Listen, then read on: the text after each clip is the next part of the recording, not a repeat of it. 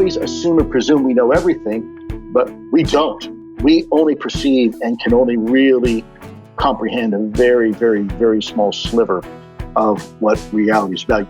We thought we knew everything at every phase of human development.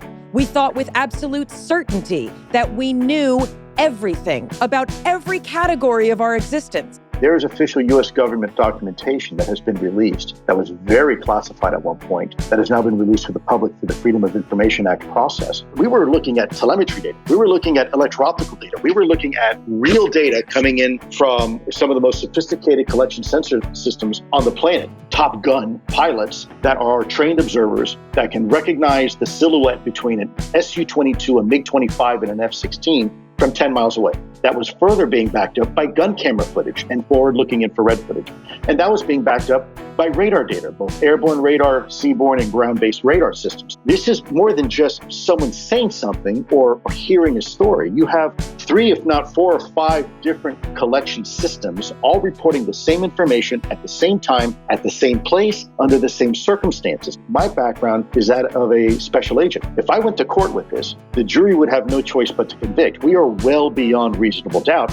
And this goes back, this type of information, not just decades, but in some cases, potentially millennia. And I think that for me is so striking because there are official historical records from other governments and other religions that talk about these strange encounters. I don't think it's overstating it to say that you were sitting on humanity's biggest secret.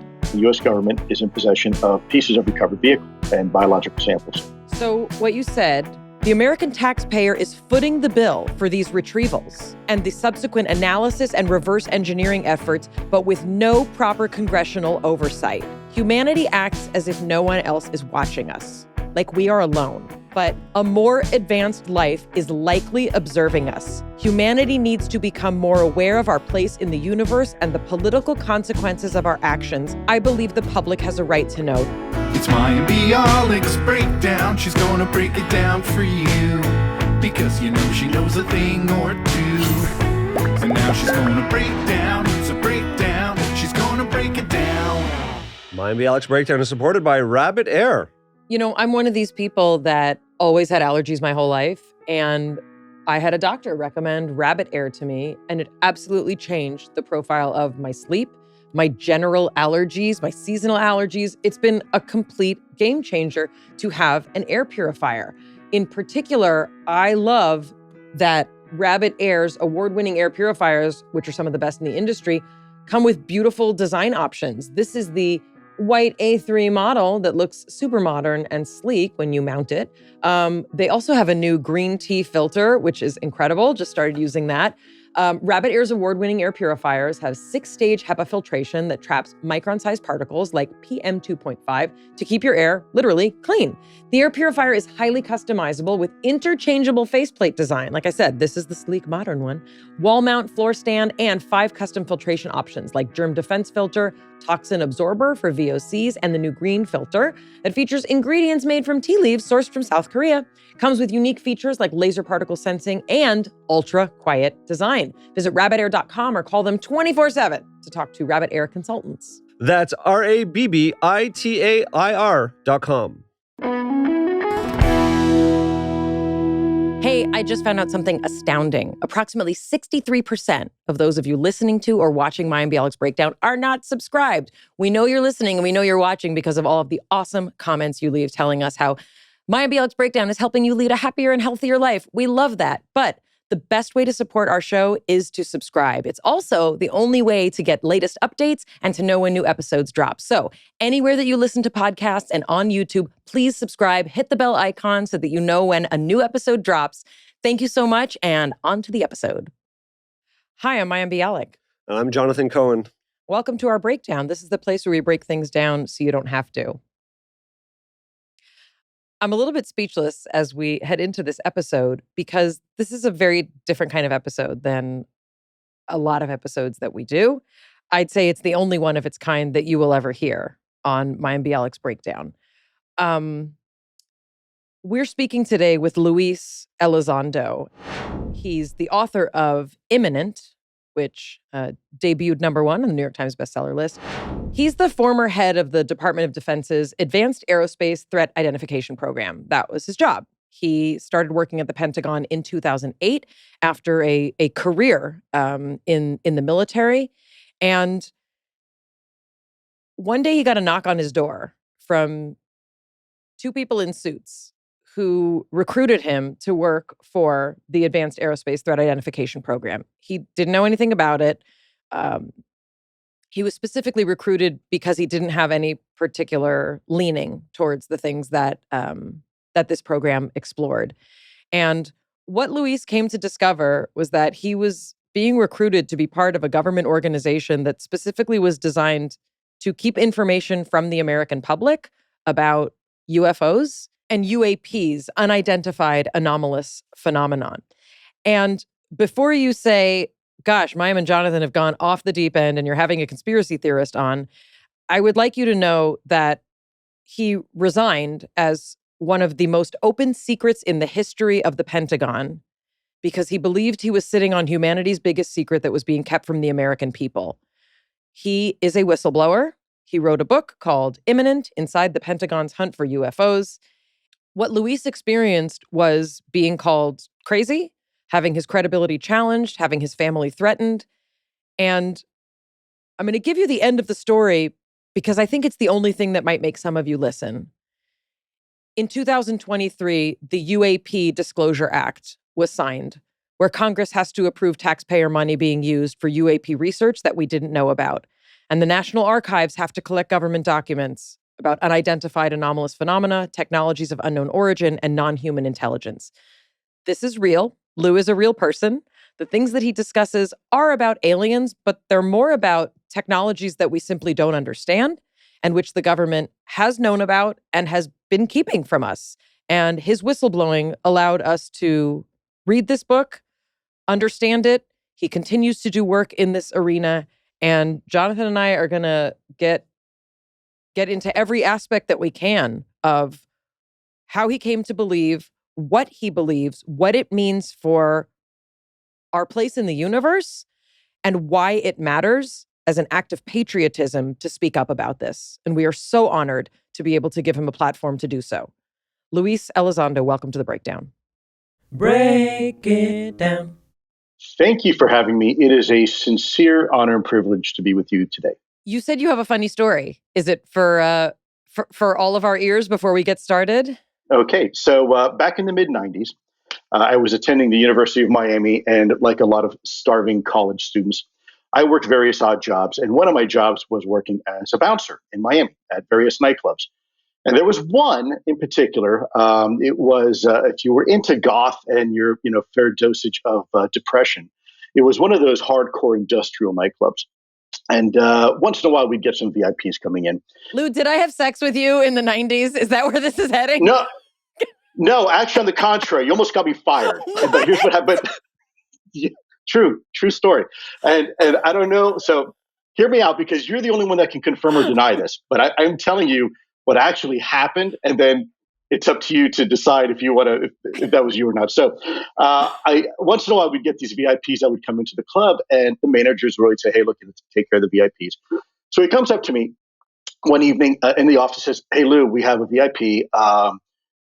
Go downstairs and go make sure Awesome is taken care of." Now, Awesome, we had a local Cuban kid that was a rapper in the local area that he called himself Awesome. So I went downstairs and I'm looking in the club, and I don't see my Cuban friend.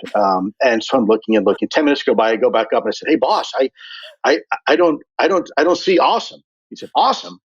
I said, "Well, that's what you say." I said, "No, I said Blossom."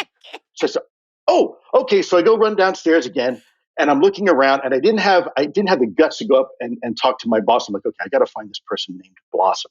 I'm looking around. I'm like, Jesus Christ, I don't know. So I go back upstairs to my manager again, this time with my tail really between my legs. I'm like, "Look, boss, I don't know who Blossom is." And he says, "The TV show Blossom." And I said, "Boss, I'm poor as hell.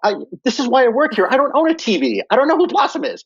So he thought. So I ran back downstairs. He explained me, and by that time, the other bouncers had said you had left. Now, I could not confirm if that was you who actually went to the club. I can give you the name of the club. Okay, hold on. I got a couple things here.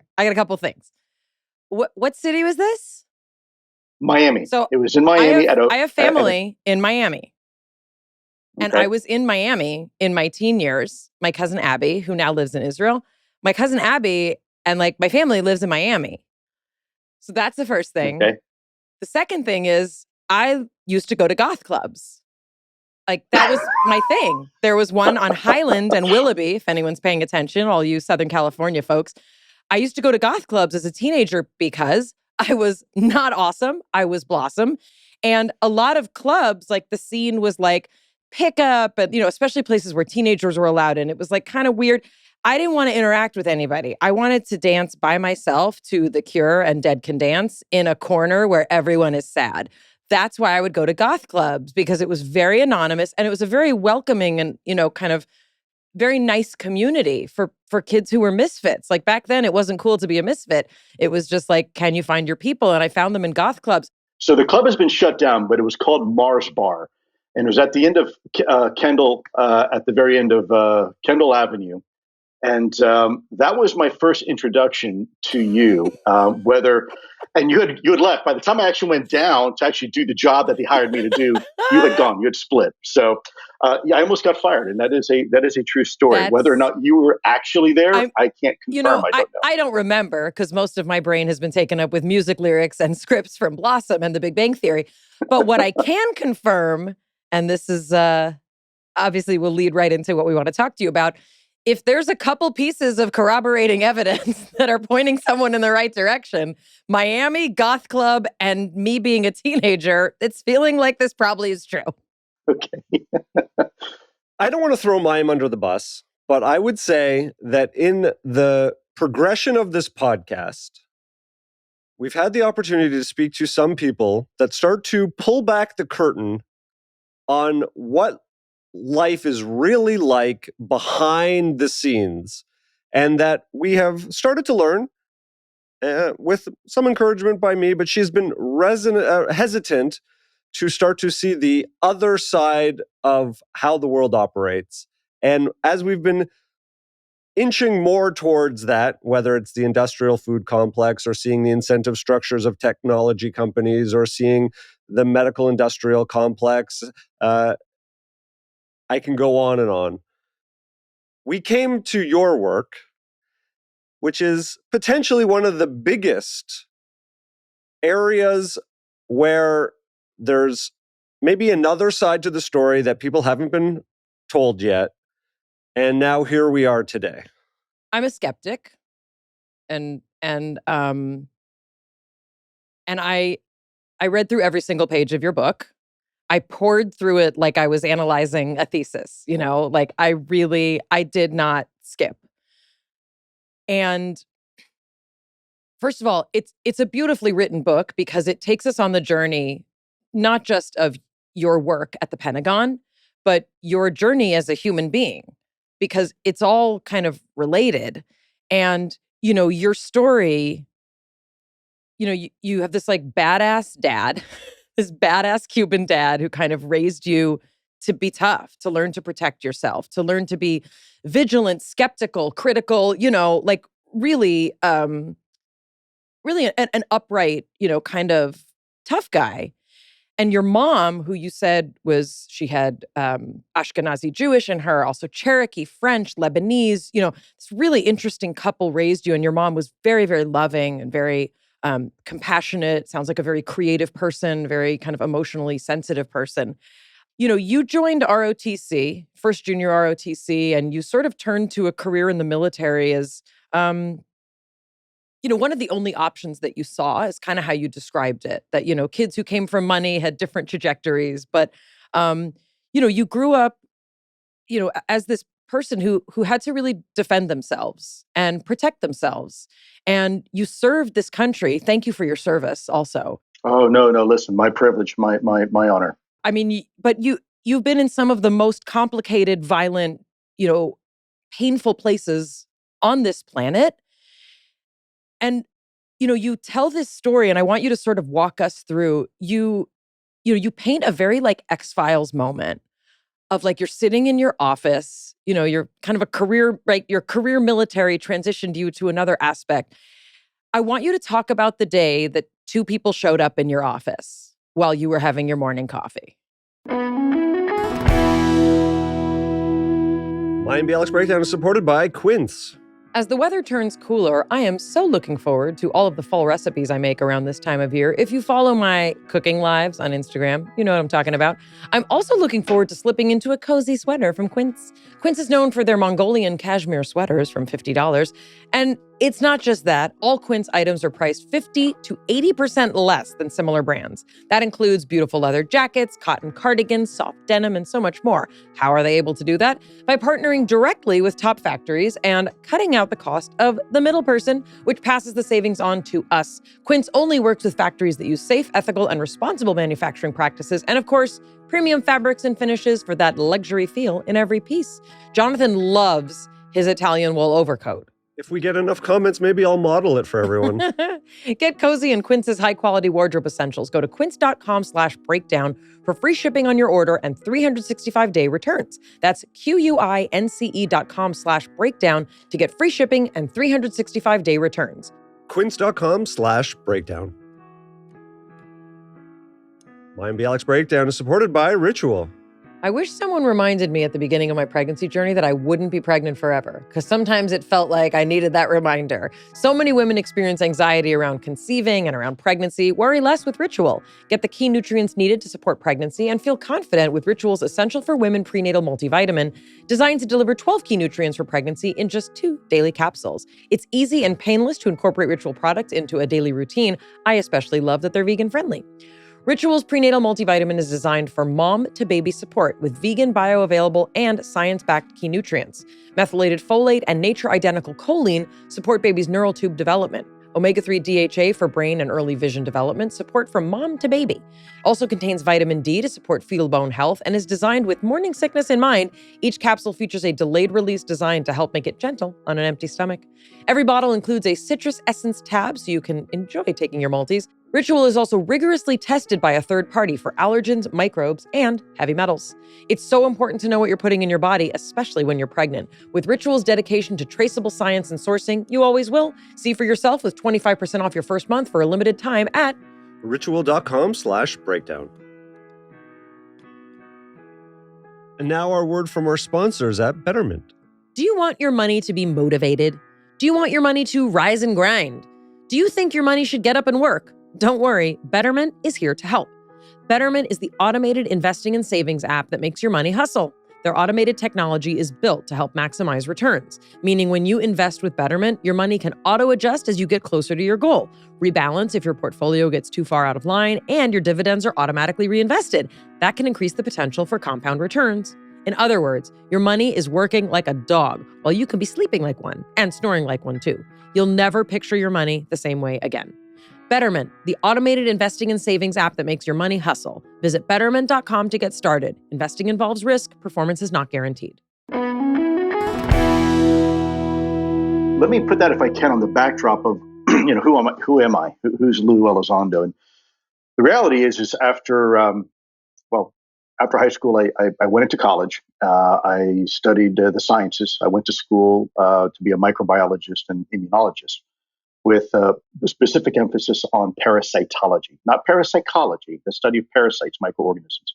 So I've always been very much a disciple of the scientific principles and scientific methodologies. Was always interested in science as a kid as well. Had some really good teachers when I was younger that during my formative years really kind of inspired me towards science. And then later on in the military, I was in military intelligence and then became a counterintelligence special agent, an investigator, where primarily our focus was on capital crimes, including subversion, espionage, and terrorism. And so I've always considered myself just a facts man kind of guy. Let the data speak for itself. I'm not really interested in opinions or innuendos or supposition. I'm very, very data driven. I've always been that way. And it served me quite well, actually, in combat theaters and more at the strategic level of intelligence. And in 2008, I had spent a lifelong career all over the world chasing bad guys. And at the time, I was with an organization called the Director of National Intelligence. It's kind of the head honcho, if you will, of the intelligence community. After 9/11, the government realized that we had a problem, that the CIA, the FBI, the DOD, they weren't sharing information with each other, that had they have done a better job, we might have been able to avoid the terrorist attacks on 9/11. So a lot of lessons learned. And so I was working there. And unfortunately, where I lived at the time was to raise a family was on a little island in the middle of the Chesapeake Bay. So my commute to work was mostly about 3 hours one way. So if you put that in the context of an 8-hour workday, there were some days I was spending more time in the car than I was at work. It was a very long commute. You go through DC and then over by Langley and past the agency and then finally get to where you got to be. And so in 2008, I was given an opportunity to come back to the Pentagon for a period of time and begin a new program where we would share national level intelligence information with the state and local and tribal law enforcement authorities and try to figure out how do we take super classified information and distill it down to the people who need it, yet with people who don't have security clearances. So that was my job. So in 2008, I took that opportunity, came to the Pentagon, and shortly thereafter, I was approached by two individuals, and these people didn't tell me who they were, but they had the same color badge I had, so I knew that they were in the intelligence community, had at least the same commensurate level of security clearance that I did, so we could talk. And I also worked in a SCIF in a classified area. So they came in and they started talking with me, small talk. One of them in particular, I felt was trying to assess me. They were very, very observant, typical of what you'd expect an intelligence collection officer to do, right? Looking at your body language and neurolinguistics and things like that. And after about 3 or 4 of these meetings, maybe 5, they said, "Hey, look, we'd like you to meet our boss." And I said, "Sure, no sweat." So I'll go to the location, and I went to this undisclosed location right outside of Washington D.C. on the other side of the river. In my book, I say where it is, but the Pentagon asked me to remove that data, that information. So unfortunately, I can't say exactly where it was. But it was a covered facility for the Department of Defense. And I met in this building what you'd say the epitome of a rocket scientist is. His name was Dr. Jim Lukatsky, exceedingly, exceedingly intelligent, brilliant, perhaps the best rocket scientist we had in the U.S. government. This is a gentleman who could tell you the consumption rate of a first stage solid rocket motor booster or the reentry velocity of a MIRV, right, coming in from low Earth orbit. I mean, really the best of the best, the perfect kind of guy you'd want doing a job in aerospace. And so he finally, after some small talk, he looked at me and he said, "Let me ask you a question." I said, "Yeah, sure." He says, "What do you think of UFOs?" And I thought for a second and I answered him truthfully. And I said, I don't. And he said, "Well, what do you mean you don't believe in them?" And I said, "No, that's not what I said. You asked me what do I think about them, and the answer is I don't. Frankly, I don't have time. I don't have the luxury to think about them. I'm too busy, doing all this other work. I never really considered it. I wasn't particularly interested as a kid in science fiction. I wasn't, that wasn't me." And he said, "Well, that's fair." Looked over his glasses, and he said, "But let me just warn you: don't let your analytic bias get the best of you, because what you may learn may challenge any preconceived notions or narratives you may think." Hold on one second. Hold on. Did you in that moment feel like this dude is trying to tell me that the government knows that aliens exist? Like, did that occur to you? I didn't know what to think because I wasn't sure if he was testing me. Is he trying to determine, am I psychologically unstable? Am I, prone to flights of fancy? You never really know. So in those particular cases, the best thing to do is just be truthful. Just be honest, right? And look at whether he's testing me or not. Here's the answer. I found it a little strange. Long story short, that was really the beginning of a very long and very eye-opening journey into the world of government involvement in the topic of UAP, Unidentified Anomalous Phenomenon. It's several names have changed over the years, but in the vernacular, you call them UFOs. The introduction to your book says this: unidentified craft with beyond next generation technology, moving in ways that defy our knowledge of physics, operate with, and this is a direct quote, complete impunity since at least World War II. These craft are not made by humans And this is a serious national security issue for which you have given your life, put your own family and your safety at risk to be able to share with the American public as what you believe is a service. That's just the first 2 pages of your book. This is astounding, Lou, that we're about to talk about the possibility, like the real possibility, that there is information that has categorically been kept from people.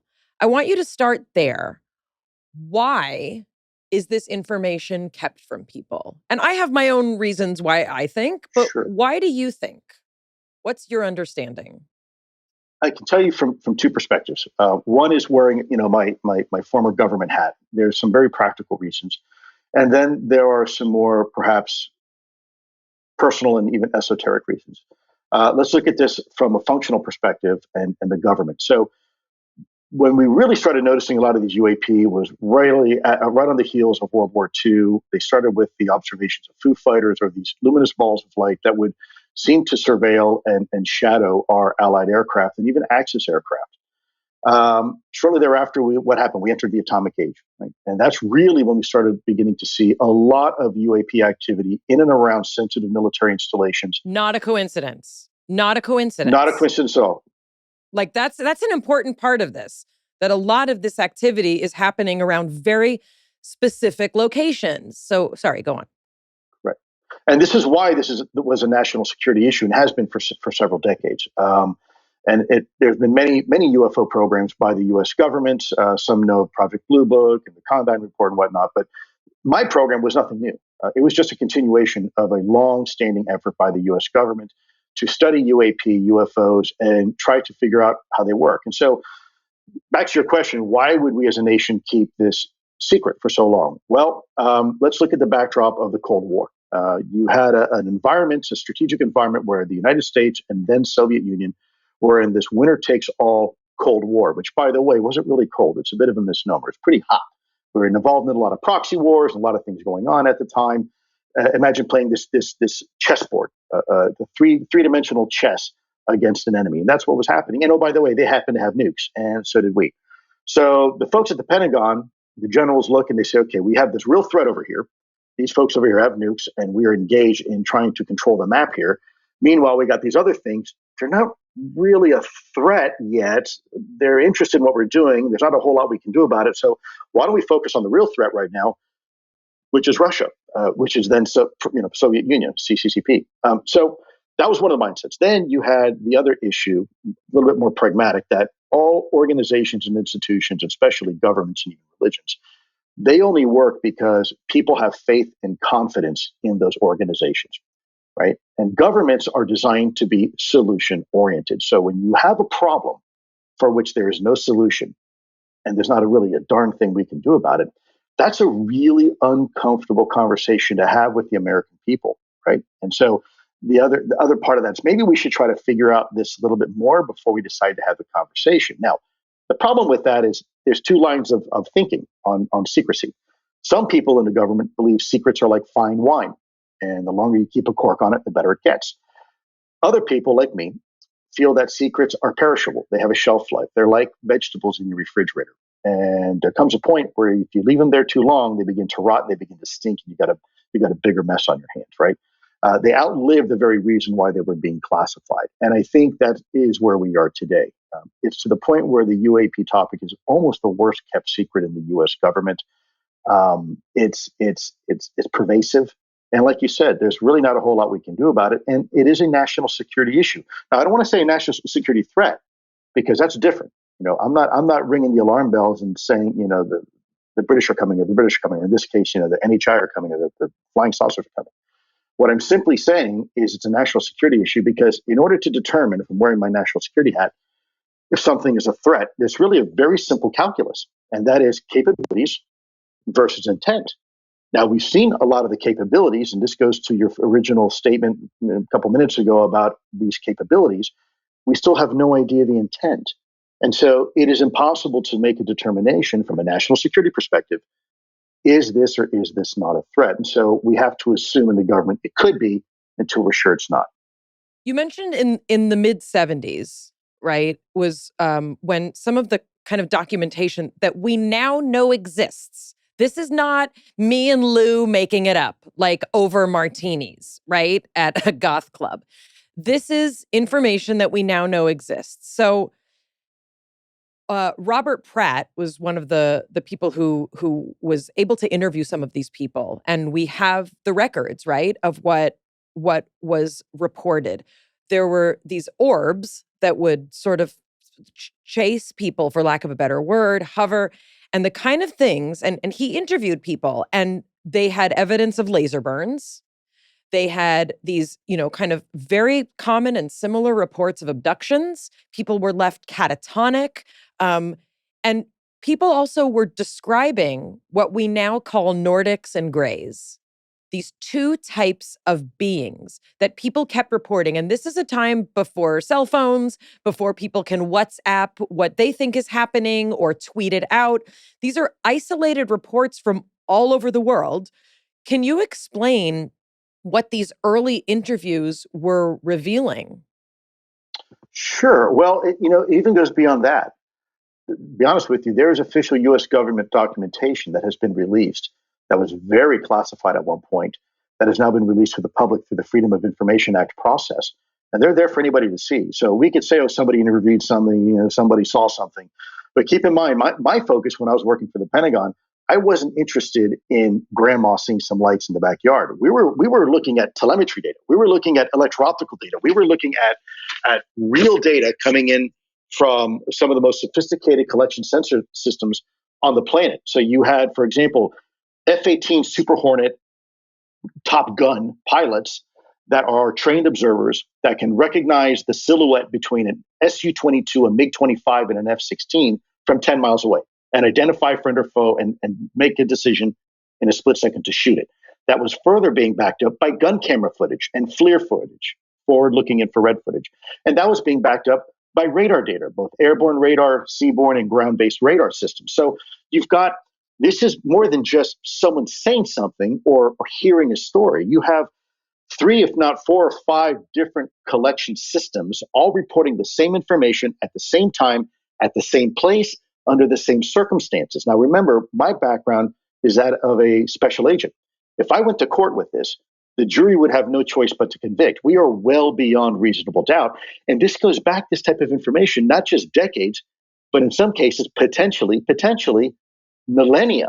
And I think that for me is so striking because there are historical records, official historical records from other governments and other religions that talk about these strange encounters. There is one, for example, in Rome.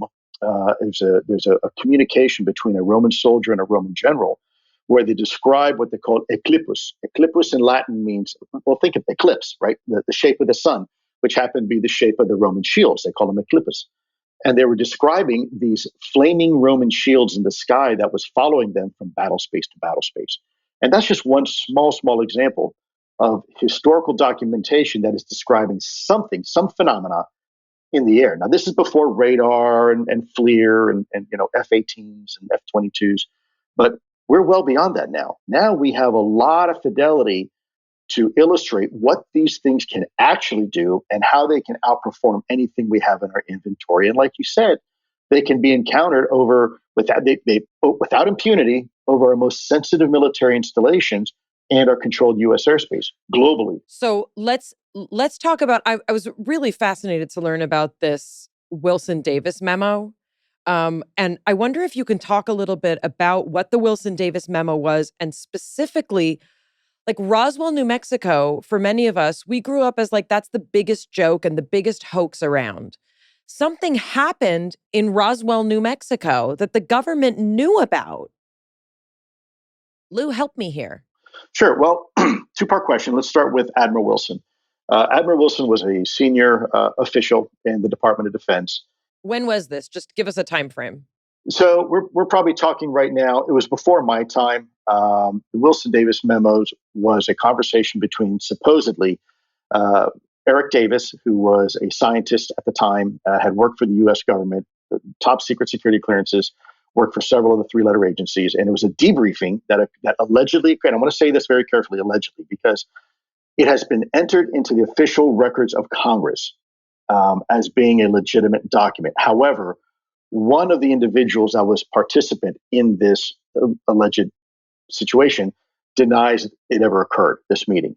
But several other people say, I was there and it actually did occur. And there's a reason why I can explain why somebody may want to say, it didn't occur, I wasn't there. And there's a legal reason for that. But let's go back to the Wilson Davis memo. Someone had approached Admiral Wilson and said, listen, there is this program that you probably want to get briefed to that's spending a lot of US government money. And so Admiral Wilson goes and he says, okay, let me figure this out. And he said, by the way, it's about UFOs, it's about crash retrievals, and it's about reverse engineering, what the US government actually knows about UFOs. And at the time, Admiral Wilson really had controlled a lot of the black budgets for the US government. Black budgets are the hidden budgets within the budgetary system of our government, especially for military and intelligence systems and whatnot. And he said, I haven't been briefed to this. So he goes and he makes a couple inquiries. And finally, someone says, we have a program, but we're not going to read you onto the program. And so Admiral Wilson says, well, let me rephrase myself. I don't think you understand. I'm Admiral Wilson. I'm not asking you, I'm telling you, right? With a couple more stiff arms, finally, Admiral Wilson succeeded in having a meeting, apparently, with the program managers. And the program managers basically said, with all due respect, dear Admiral, yes, we have a UFO program. No, we're not going to read you onto it, and stop asking about it. So at this point, Admiral Wilson gets very upset. He goes back to the Pentagon, makes a few calls, and someone in leadership said, basically, look, unless you want to lose a few stars and be forced to retire, I wouldn't ask any more questions. So then that led to a debriefing with then Dr. Eric Davis, incredibly brilliant mind. And he was an astrophysicist, correct? He is absolutely an astrophysicist, still is. And by the way, has worked on some of America's most sensitive programs. And so he had this debriefing and wrote up a memorandum. And that memorandum went to, I believe it was astronaut Edgar Mitchell, who was also very much historically involved in the UAP. He actually had his own alleged UAP encounter while in space. He was the sixth man to walk on the moon. He was part of Apollo 14, Correct. Edgar Mitchell. This is not just like Joe Schmo off the street. This is a person who has gone through the kind of testing, psychological battery, like rigorous training to be a legit astronaut who is part of this conversation. Correct. In fact, wants full transparency because he had his own encounter while he was out in space. And so, long story short, the report goes to Edgar Mitchell and it goes into his safe. And then, unfortunately, Edgar Mitchell passes away. And from that point, the memo gets out in the wild, basically gets leaked. And then the whole world realizes the reality about this conversation that allegedly took place. And by the way, that was entered into the record during some recent testimony under oath at the U.S. Congress. So there's some validity. Now, the question is, why would someone want to deny that? Because, look, if I'm having the backseat of a car and I'm having a top secret conversation or a conversation about a SAP or a conversation about an unacknowledged waived SAP, and I'm not in a skiff, that's illegal. Right? That's a huge security violation. And if I'm talking to somebody who's not cleared to have that conversation, that's borderline like espionage. You're getting really close to some very serious criminal actions that, by the way, would absolutely necessitate the launching of an FBI full field counterintelligence investigation. Right? Nobody wants to have that happen. Nobody wants to be part of that. In fact, one of the reasons why I submitted my book to the Pentagon for review, because I didn't want that happening to me. So, it's understandable why somebody may want to say, I wasn't part of that, because the repercussions could be very, very severe. And I think this is why, not to kind of shift tracks here, but this is why we've been proposing and pushing this whistleblower protection legislation, because we want to afford protections to people to come forward and tell the truth about the reality of this program. I would if I could. I'm not allowed to, right? So if we can create this umbrella of protection for other individuals who've been part of other government UAP efforts, then we might be able to get more conversation going, allow our elected leaders in Congress to be informed, and more importantly and ultimately, the American people, which is ultimately, I think, where this conversation belongs. Mayim Bialik's breakdown is supported by BetterHelp. Most of us have been in environments where we felt like we couldn't be our full, authentic self for whatever reason. Maybe it's like a work environment where like you're new or you're holding back or like you're in a group of people and you don't know all of them. I bet many of us can relate to feeling like you're hiding behind a mask. While October is the season for wearing masks and costumes, some of us feel like we have to wear a mask and hide more often than we want to, whether it's at work, in social settings, even around our family. Therapy can help you learn to accept all parts of yourself. It's a huge component of therapy is self-acceptance, also self-knowledge so that you can accept yourself. That helps you take off the mask. Masks should be for Halloween fun, not for our emotions. If you're thinking of starting therapy, give BetterHelp a try. It's all online, designed to be convenient, flexible, and suited to your schedule. All you have to do is fill out a brief questionnaire. They'll match you with a licensed therapist. You can switch at any time for no additional charge. Take off the mask with BetterHelp. Visit betterhelp.com/break today to get 10% off your first month. That's BetterHelp. HELP.com/break. Mayim Bialik's breakdown is supported by Ground News. There are so many problems with today's media landscape, from information overload, like the spread of false or misleading information, especially on social media, to polarization and echo chambers driven by algorithms that reinforce pre-existing beliefs. It's no wonder many of us are losing trust in traditional journalism, which lately seems to be trending more and more towards partisanship and sensationalism. We'd like to introduce you to Ground News, the website and app that helps you make sense of the news by gathering related articles from around the world all in one place so you can compare coverage, get context about the source of your information, like, for example, if the news outlet has a political leaning one way or the other, how reliable their reporting is, who owns them. You can also see which details are emphasized, exaggerated, or left out entirely for every breaking news story. Their blind spot feed shows you news stories that are disproportionately covered by one side of the political spectrum and allows you to step into someone else's media reality, which can lead to empathy and understanding and just more better information. We love how Ground News allows us to think critically about the news we consume, access different viewpoints, and see discrepancies in how certain topics are covered or not covered at all. Diving deep into the intuitive Ground News site has allowed us to see that we really are capable of having a more well-rounded view of the world, and it honestly gives us hope that we're headed in the right direction towards finding common ground between different perspectives. Go to groundnews.com/break to get 40% off the Ground News Vantage plan, which will unlock access to all of their features. We think this is a genuinely cool and really essential tool in today's world. They're doing important work, and we hope you'll check them out. That's ground, GROUND, news.com/break. I don't think it's overstating it to say that you were sitting on humanity's biggest secret. And the results of the conversation about this legacy program, right, which was that there were retrievals of things found at Roswell, New Mexico that people could not explain.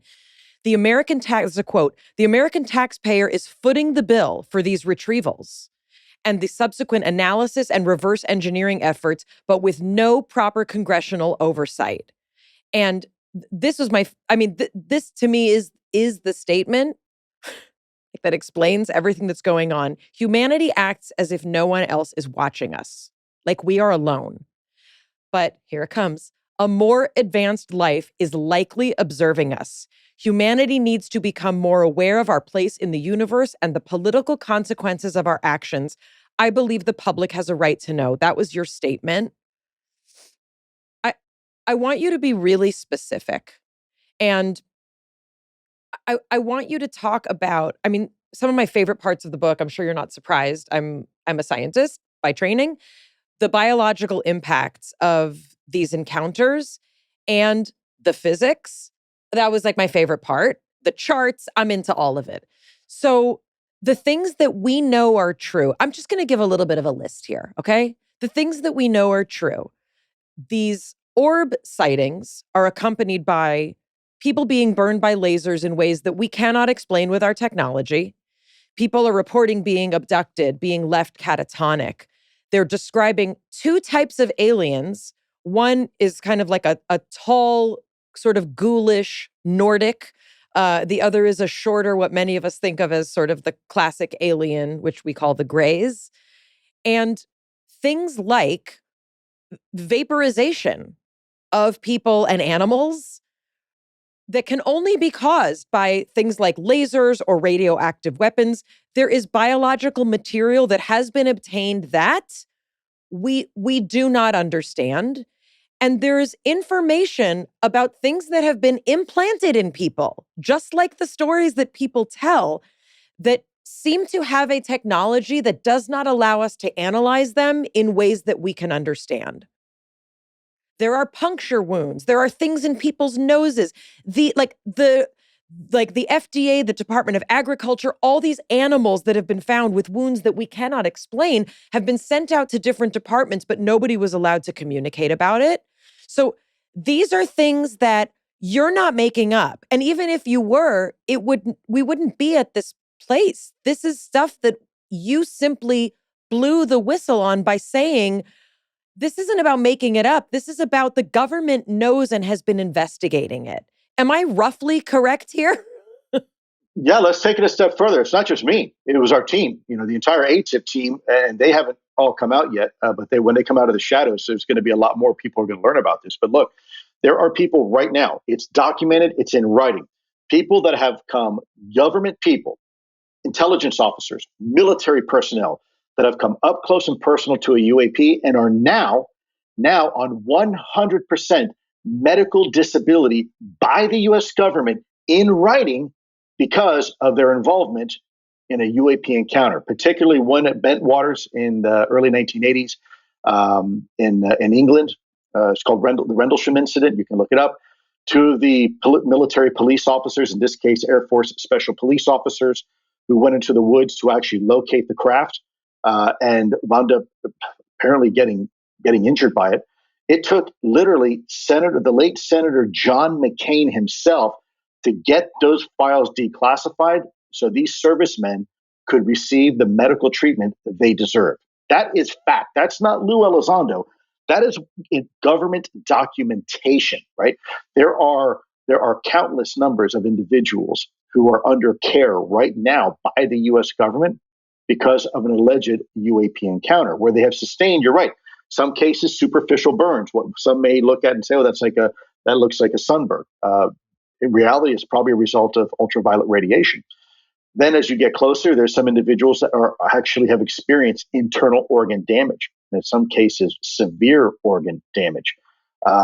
It's serious, consistent with what one would say. You say lasers, but really probably more like some sort of directed energy source. And when you look at this, I want to make sure I'm very clear here. This may not be deliberate, right? There's certainly lots of conventional technology now that if you wind up getting too close to, I often tell people, look, go to the airport, and if you go on the runway and put your head behind an engine of a 737, yeah, chances are you're going to lose your hearing and you're probably going to get burned. It's a consequence of the technology. It's not trying to hurt you, but if something is using a lot of energy and potentially just dissipating a lot of energy, if you're close to it, you're probably going to get injured. Right? So it's not really that big of a stretch to say, well, people have been hurt.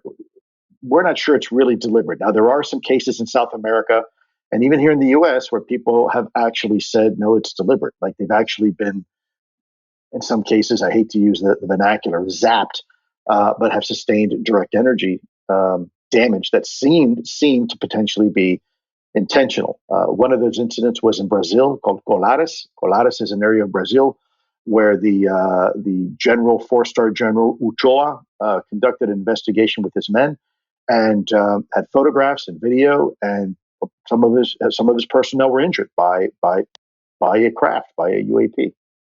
I want to just pause here for a second because we skimmed over, and some people may not be following along entirely.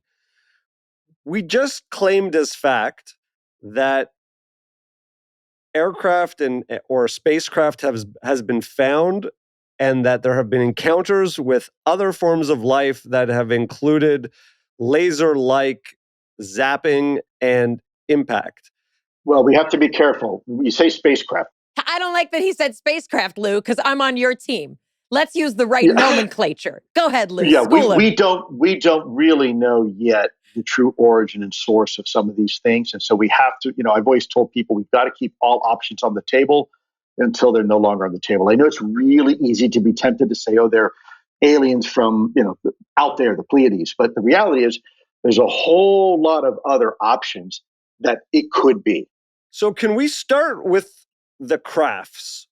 What has been found and what makes us think, what makes us concerned or curious? Like, for example, I know that there was, footage, YouTube footage going around a couple months ago where that couldn't be explained. And it was this flying through the sky at a speed that no one could understand. And there's been a handful of these. And some people are like, oh, these are AI fakes. And are they real? But they're coming from military sources. So can we start with just some of the craft? Because I've heard in other interviews of whistleblowers that every government has collected some form of these crashed artifacts or crafts, and that they're trying to reverse engineer. But like, if someone is a skeptic, how do you start to introduce the fact that, wait a second, there are ships or crafts or some form of traveling device that has the relics have been found?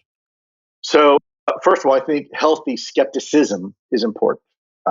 Being a skeptic, probably not, because they're just as guilty as the true believers. They accept or deny information at face value without really challenging themselves and collecting data. So, but I do think healthy skepticism is very important. Let's start with an analogy. Maybe it can help, because first, in order to really, I think, talk about this paradigm in a new paradigm in a constructive way, we first have to challenge our own preconceived notions. So I started this conversation by explaining I am a disciple of the scientific principles and scientific methodology, always have been. I believe in mathematics. I believe in physics. It is the language of the universe. But I also know there are some fundamental things we as human beings often get wrong. The anthropologists now believe that modern humans, Homo sapiens sapien, has been roughly around between 100 to 200,000 years in its modern form. So if you take a 24-hour clock and you look at the 24 hours and say this 24 hours represents 200,000 years of human existence, it was the Greeks 2,000 years ago, right? Probably about 15 minutes ago on the clock, that said, okay, guess what? There's actually two types of life forms on this planet. And you are either A, a plant, or B, you are an animal. And human beings kind of follow animal. And it wasn't until on the clock about 5 minutes ago, during the Renaissance, roughly 300 years ago, during the Age of Enlightenment, we recognized and discovered an entirely new life form that's been coexisting on this planet all along. That is neither plant nor animal.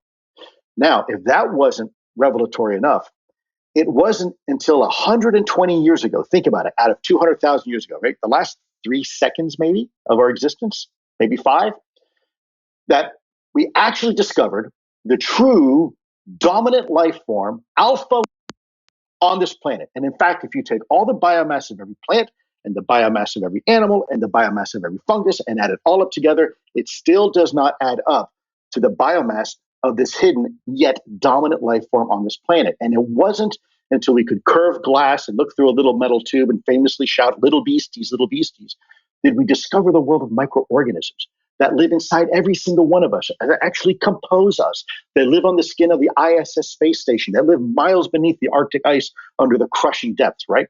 So that is the true dominant life form on this planet.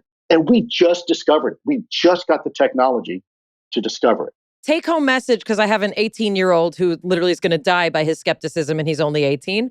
The take home message for people like my kid who doesn't listen to this because he hears enough of me talking at home. The take home message is we thought we knew everything at every phase of human development. We thought with absolute certainty that we knew everything about every category of our existence. And I studied the brain and nervous system, which we're still like, what? Right? The nervous system can have cells that regenerate. We thought that we should just shoot you in the face if you hurt your back, right? So what you're trying to point out is every time, and this is actually Talmudic, every time you think you know something, you don't know it. Every time you have certainty, right, you're likely wrong. Keep your mind open. Let's see what happens next. Like funguses and microbiome, yes. 100%. There was a time where we thought that there was no celestial objects in the sky other than Earth that was, terra firma, and you could also never break the sound barrier. And yet we saw all the time asteroids coming in, rocks falling in from space, that were clearly not from Earth, and they were breaking the sound barrier all the time, right? So the one thing that humans usually get right is that we're usually wrong at first. And you're 100% correct. And this is no different, this topic, because the government has placed so much stigma and taboo, by the way, purposely, this topic, that it has squelched the conversation to the point where now that it has become an actual national security issue, the government is struggling trying to figure out, okay, well, gosh, we spent the last 70 years pretending like it wasn't really serious and it wasn't real. How do we treat this topic now, right? So we've kind of backed ourselves into a corner. And you're absolutely right. I'll give you another perfect example. We as human beings, so this goes to the other question. People say, well, these spaceships from outer space. Look, I've always said they can be from outer space, inner space, or the space in between. And what do I mean by that? We, as human beings, have 5 fundamental senses that we judge our environment. And if you can't touch it, taste it, hear it, smell it, etc., we can't interact with it. And yet, if I had the ability to look through cell phone vision and look in G5 and LTE and GPS and Wi-Fi, I would see entirely different reality around me. In fact, where I live in Wyoming, I'm not there today, but where I live, we have these beautiful unoccluded skies. And yet, if you look at that same portion of the sky through a radio telescope, you see a completely different reality. You see nebula, you see in ultraviolet and infrared and X-rays. So you see a different reality. And so by that definition, most of reality lies beyond the visual spectrum of the electro-optical spectrum, which is super, super, super narrow compared to what's out there. And then you have you have a scale issue, right? As a scientist, I'm sure you'll appreciate this. The human being, when you look at the universal horizon in any direction, is about 13.9 billion light years. So what does that mean? It means light, which can travel at 186,000 miles per second, roughly 7.5 times around the Earth in 1 second. Imagine how far it can go in a year, and now multiply that by 13.9 billion, right? In any direction. So that's roughly 27 billion light years across, and we're in the middle, and that's the observable universe. Most scientists now believe that's actually only 10% of the actual size of the universe.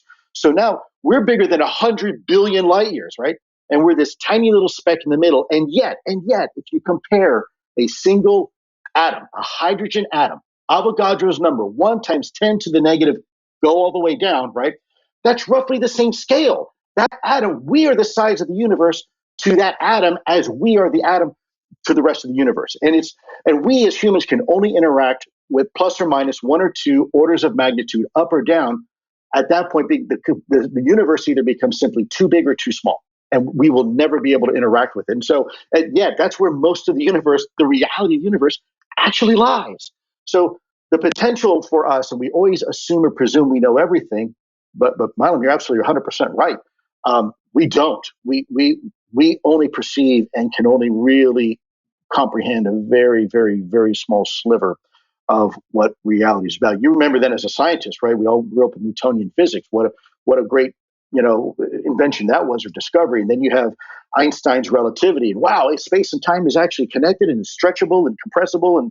And then all of a sudden you have quantum mechanics, spooky action at a distance, where things can happen at the same time in different places when it shouldn't be possible. And yet that looks like that's really how the universe kind of works at the nano level. So we've got a long way to go, and I think it's very dangerous for us to just simply presume that, oh, this is impossible, because most of the time it's not only possible, it's likely. Jonathan was asking specifically about the Interloper project. It's kind of the thing that is most in our recent memory as a 21st century society. What I learned from your book, and correct me if I'm wrong, is that from all of this kind of collected research and knowledge, it seems that UAP are in some way targeting or honing in on nuclear capability technology. That's just a thing. I'm not making it up. I'm not trying to be paranoid. Like, that seems to be what is happening. And it explains a lot of the time frame, right? Like post-World War II, and the location of these sightings. Interloper was a plan to use, this is like my favorite part of your book. I mean, I have many favorite parts, but this is a big one. Interloper was a plan to use one of our nuclear-powered carriers as bait. And what happened was we set up something to try and lure this kind of activity. Again, we don't know what it is. It worked. This is the basis of these videos that were similar in some ways to the 2004, you call them the Tic Tac videos, which showed a kind of Tic Tac shaped craft. This time the craft was smaller, but this is what most people have heard about recently. This was kind of the first that many of us got to hear about it in the mainstream media. Tell us what these pilots were reporting. And we have the audio, we have video. What were they describing? Sure. So let me see if I can. There's some conflation there. Let me see if I can, for your Sorry. audience, kind of. No. It's probably my fault. I maybe not have been clear. So three things. One is our nuclear technology, and when I say technology, I mean propulsion, nuclear weapons, and other nuclear capabilities that we have. We've seen them over our sensitive military installations and over our national laboratory, like Oak Ridge and Savannah River facility. By the way, these are documents that have been published by the government. So this is not speculation. This is hard data from the government that's been released by the government. Right? Anybody can, if you know where to look, you can find it. So there is also some information we have where several of our ICBMs, intercontinental ballistic missiles, part of our nuclear triad, right? Our ability to respond to a nuclear strike, have been disabled by a UFO, by a UAP. In fact, an entire flight, if you think of a string of Christmas lights, how these missiles are kind of daisy chained, the entire flight was taken offline and was witnessed by many, many Air Force personnel as these UFOs disabled our ICBMs. Because you have a nuclear powered submarine, other nuclear powered vessels, potentially aircraft that are potentially able to carry nuclear type. Hold on one second. I just lost your audio. Yeah, same. I think we're being attacked. I love it. The aliens are here, Lou. They're here. Did that happen when you spoke to Joe Rogan? No, it didn't. Did I speak to Joe Rogan? I don't remember. You know, the government does not operate like academia does in terms of how information is exchanged, shared, and communicated. So the notion that in an academic environment, there's an exchange of ideas, a sharing among disciplines, an openness, even to ideas that you may not agree with, you know, a validation of concepts and of thought and belief systems. The government is not really designed for that. And I think that's sort of an important, it's an important framework for us to look at. What if this is technology that we are developing that the government just doesn't want us to know about? Is that possible? Sure, but let's look at it from a temporal aspect. I think it's very. I can't tell you how many times a general has asked me that same question: is it possible it's Russian or Chinese? So let's go ahead and first briefly describe some of what we're seeing, and then explain why it's likely it's probably not. Could be, but probably not some sort of adversarial or what we call a blue force technology, our own technology. So we're talking about an object. Let's take these glasses. There's 5 fundamental observables that make UAP, UFOs stand aside and above anything that we have. So the first is we baseline our own technologies, and what we're seeing are vehicles that are performing maneuvers called instantaneous acceleration. So as a physicist, I don't have to explain to you. It is the ability to change directions or change velocity in a way where there are inertial forces that are experienced. So we experience those forces in terms of gravity. We call 1G, 2G, the force of gravity, and you multiply that, and that is those inertial forces. So a human being can withstand biologically for a very short period, a very short duration of time, about 9 Gs on the body with a G suit before you start having medical and biological consequences, things like blackouts and redouts and ultimately death. An F-16, General Dynamics F-16, which is still one of the most highly maneuverable aircraft we have, manned aircraft. It's a little bit older, but still one of the most maneuverable. At the unclassified level, can perform Gs around 17 G forces before you start having structural and mechanical failure, meaning wings begin to snap off and the plane will start to disintegrate in midair. Too fast, right? In layperson's terms, you're going too fast. Yeah, you're changing direction too fast, right? Or changing your velocity too quickly. And so what we are seeing are objects that are performing 2,000, 3,000, 100,000 G-force maneuvers, well beyond the healthy limitations of anything biological to withstand, and certainly beyond the limitations of our material science. The second observable is hypersonic velocity. Now, what is hypersonic? Well, it's faster than supersonic. Supersonic is roughly 760 some miles an hour at sea level, 5 times that speed of sound. That speed is hypersonic. Now, do we have aircraft that can travel at hypersonic speeds? We absolutely do. Case in point, the Lockheed YF-12A SR-71, aka the Blackbird. Everybody knows about the Blackbird. At the unclassified level, that can do about 3,200 miles an hour. But when it wants to take a right-hand turn, it takes roughly half of the state of Ohio to do it. We are seeing vehicles that are going 10,000, 13,000 miles an hour in low Earth atmosphere, where that friction coefficient is very high, and they're doing immediate right-angle turns, and sometimes 180. Right? Another observable, it's a bit of an oxymoron, is low observability.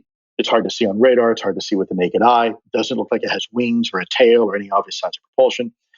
The fourth observable is transmedium or multi-medium travel, meaning it can operate in multiple domains or environments, if you will. Now, we do have vehicles that are multi-domain, right? We have, for example, a seaplane. But a seaplane is neither a very good airplane or a very good boat because you have design compromises and performance compromises in order to operate in two different environments. We have that thing in Chicago where you can be in a Jeep and then it goes in the water. Right. And it's not a really good Jeep either, or it's a very good boat, right? Yeah, you're talking about the Duck, the World War II ducks, the old personnel carrier, armored personnel carrier. So, in essence, there's always a compromise. And what we are seeing are objects that are operating in low Earth orbit, in our atmosphere, and even underwater, without any type of performance or design compromise, right? Something that we simply don't have. And then the last observable, it's a really bad word in science, but it's anti-gravity. Now, it's not anti-gravity in the way you think. It's simply the ability to defy the natural effects of Earth's gravitational pull without the associated technologies. So what do I mean? For example, we use wings for flight, right? The four fundamental forces: thrust, lift, drag, and weight. When you understand that, you can build a lifting body. Wings, you create lift and you fly, provided you have thrust. Another way is through buoyancy, or lighter than air, or helium. Think of a hot air balloon. And then the last is through shear ballistics. Force equals mass times acceleration. I put enough energy behind something, Newton's law, equal and opposite reaction. And so think of an ICBM, or even throwing a baseball in the air, right? What we are seeing are objects that don't have any associated technologies that we're used to seeing, right? No wings, no ailerons, no control surfaces, no obvious signs of propulsion. And yet still they have the ability to defy Earth's gravitational pull. So when you see these vehicles doing that, one has to say, okay, this is something that we don't have. Now, back to your question, is it possible these things some other nation has been able to do it? Well, we've been tracking these things doing this since the 1950s, early 1950s and late 1940s. So where was the United States? Well, we had just broken the sound barrier. We had just entered the atomic age, and we hadn't made it into space yet. Where was Russia? Not as far as we were. Where was China? They're in the middle of a famine. So the likelihood of that I often use a comparison. That would be like going into King Tut's tomb for the very first time in the 1920s, looking inside and all of a sudden discovering a fully assembled 747 jet sitting in the tomb, right? Temporally speaking, it doesn't make sense. They did not have the technology to do that back then. And the same holds true with us, with that argument. It's a little bit like, tell me that UAPs exist without telling me UAPs exist. We know that there are craft that are behaving in a way that, based on our understanding of even quantum mechanics, that we cannot explain with the science and the brains that we have. We cannot explain why they behave the way they behave, why they move the way they move, or how they move the way they move. We can't replicate it. We think we can finally explain it. We think that there's some scientific models that have, in 2015, there was this proverbial aha moment that the scientists had in the government that said, look, if you can do this, all these other things are possible. Is that the bubble? That's the bubble. Yeah, correct. When we say we're observing, is it firsthand observation? Is it on camera observation? And are there pieces of these that have been collected? Yes, yes, and yes. And the pieces that have been collected, they've just been found discarded? Like, are you able to say more? No, what I can say is what's in the book. I can't go beyond that. I can find myself in a lot of trouble, but the book has been approved through the Pentagon security process. So what I can say is that the U.S. government is in possession of recovered pieces of recovered vehicle and biological samples, and those materials are very, very interesting. When you understand how to do technical analysis, let's take this for example, this little battery pack for a cell phone. If I were to walk in the middle of the desert and I found this, right, I would first look at its physical properties. I would weigh it and I would say, okay, it's metallic and it weighs X amount and it's colored white. It's got white paint. It's reflective, kind of, also kind of dull. And then I'm going to say, okay, I'm going to go deeper. I want to do a molecular or chemical analysis, meaning I want to look at the way fundamentally the molecules are arranged and their relationship with other molecules. So I'm going to look at its ability to conduct electricity, and I'm going to look at all sorts of things. And it turns out there's some lithium in here, so probably has the ability to store energy or power of some sort. It also is made up of aluminum, so it's a metal, roughly this type of grade. And then you go further and you do start doing the atomic or the nano level analysis, where you are starting to look now at the isotopic ratios and the actual way the atoms are arranged with one another. That's the matrix that they create based on their atomic structure. 100%. And that is harder. You need a lot of technology and a lot of money to have that type of accuracy. And by the way, found on this planet, there's only a certain range of deviation of isotopes that are found. When you find an isotope that's beyond that, it's either A, been engineered, or B, came from somewhere else. Okay, and that's how we know, for example, speaking of King Tut's tomb, how we knew that the dagger was actually made from an asteroid because the nickel content was not found naturally on this planet. We did the analysis, not we, the archaeologists. So it's very simple to tell if something was made here or not. And then if you say, okay, well, let's engineer it ourselves, you have to say, okay, it's going to cost us X amount of dollars to do X, Y, and Z, billions and billions and billions of dollars. And do we have the technology to do this at a manufacturing level that is sufficient? Meaning, can we mass produce it? And the answer was no. We had actually some of the greatest minds in the greatest aerospace companies. We said, this is what we need you to replicate. And they said, it can't be done. We said, no, we think it can be. And so after a cost of $1 million, I can't say which company, but at the cost of $1 million, a very reputable government aerospace company, cost $1 million, and it wound up breaking the machine. And they created what looked like a little brick of this material combined together. Well, what the government has in its possession is far more intricate than that, multi layers. And when we asked the aerospace company, can you go ahead and replicate it? They said no. And when you actually had to show them for them to go, oh my, wow, okay, someone has been able to do that. And when you ask them how much it would cost to do that, they said, well, first of all, we don't have the technology now. Well, actually, we might now. This is 3 years ago. We didn't have the technology then, and the cost would have been exorbitant. When you say that material, when you find where that material was found and when it was found, decades earlier, no one on the planet had that ability. In fact, arguably, still people don't have that ability. There's still countries we still can't do it.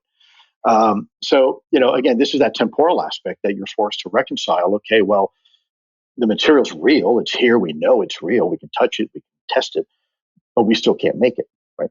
And so that is very compelling evidence. And by the way, other countries, back to your point, other countries have material as well. I personally put my hands on alleged material that was recovered from up there, metallic material. And, could it be from an old Russian satellite?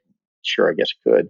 But the analysis that's coming back and that's being done by some very reputable scientists is coming back very interesting. And by the way, to the point where even the US government had something called a CRADA agreement, which was a research agreement with an old organization I used to be affiliated with to study allegedly recovered UFO material. That's in the open press. Anybody can look at it.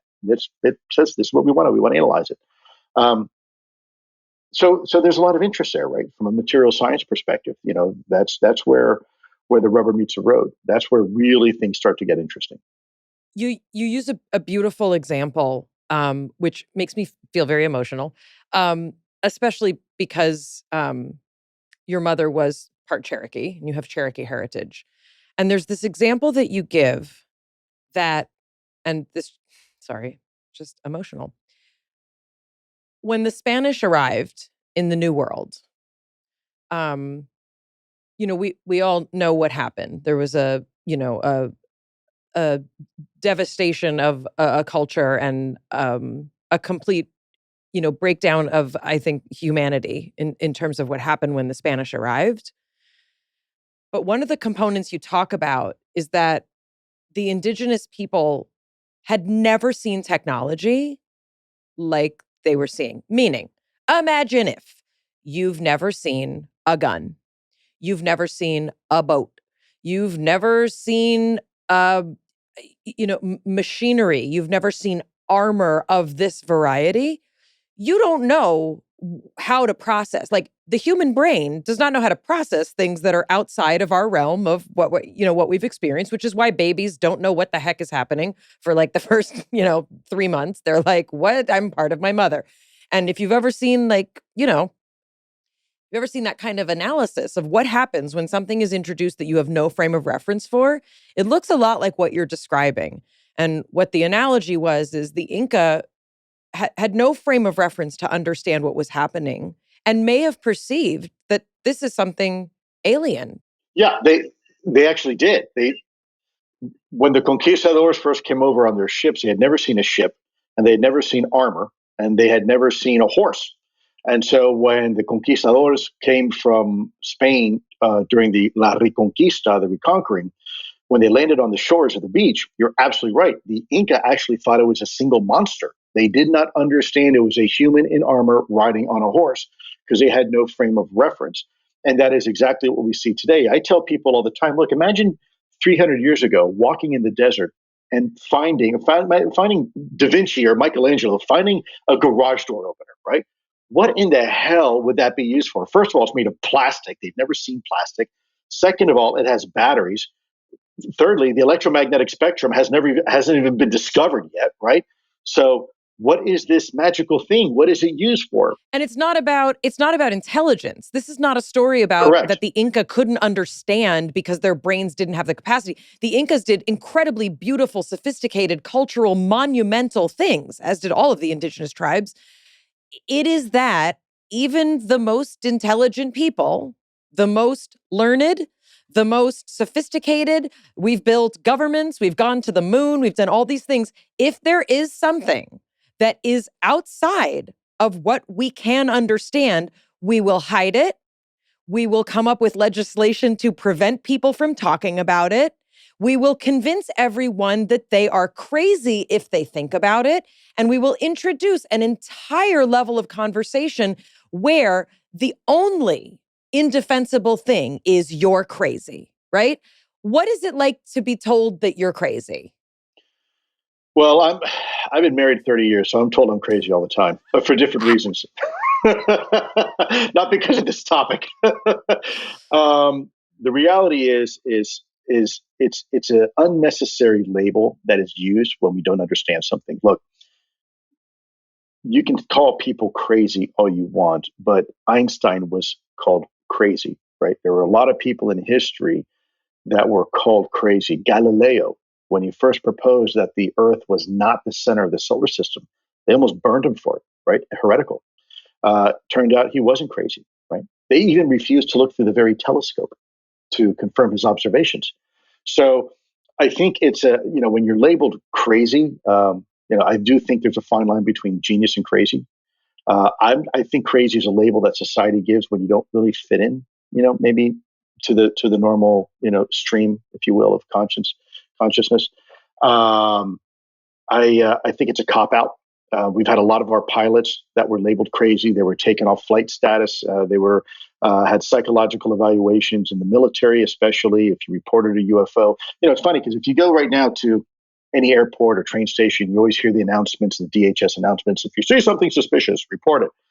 Well, this wasn't happening in the intelligence community or the Department of Defense. In fact, it was the opposite. If you see something, don't report it.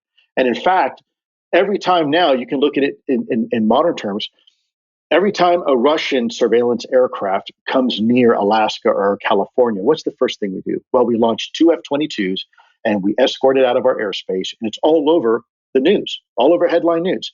Well, these things don't have that response. In fact, it's crickets. And it's because, if they had a Russian star on its tail or a North Korean tail number, it'd be a different story. But because these things don't even have a tail or a wing, nobody wants to have the conversation. And to the point where we've had almost mid-air collisions. We have flight safety reports, almost mid-air collisions, where these UAP have literally split a combat formation right down the middle. That's how close they have come to our aircraft.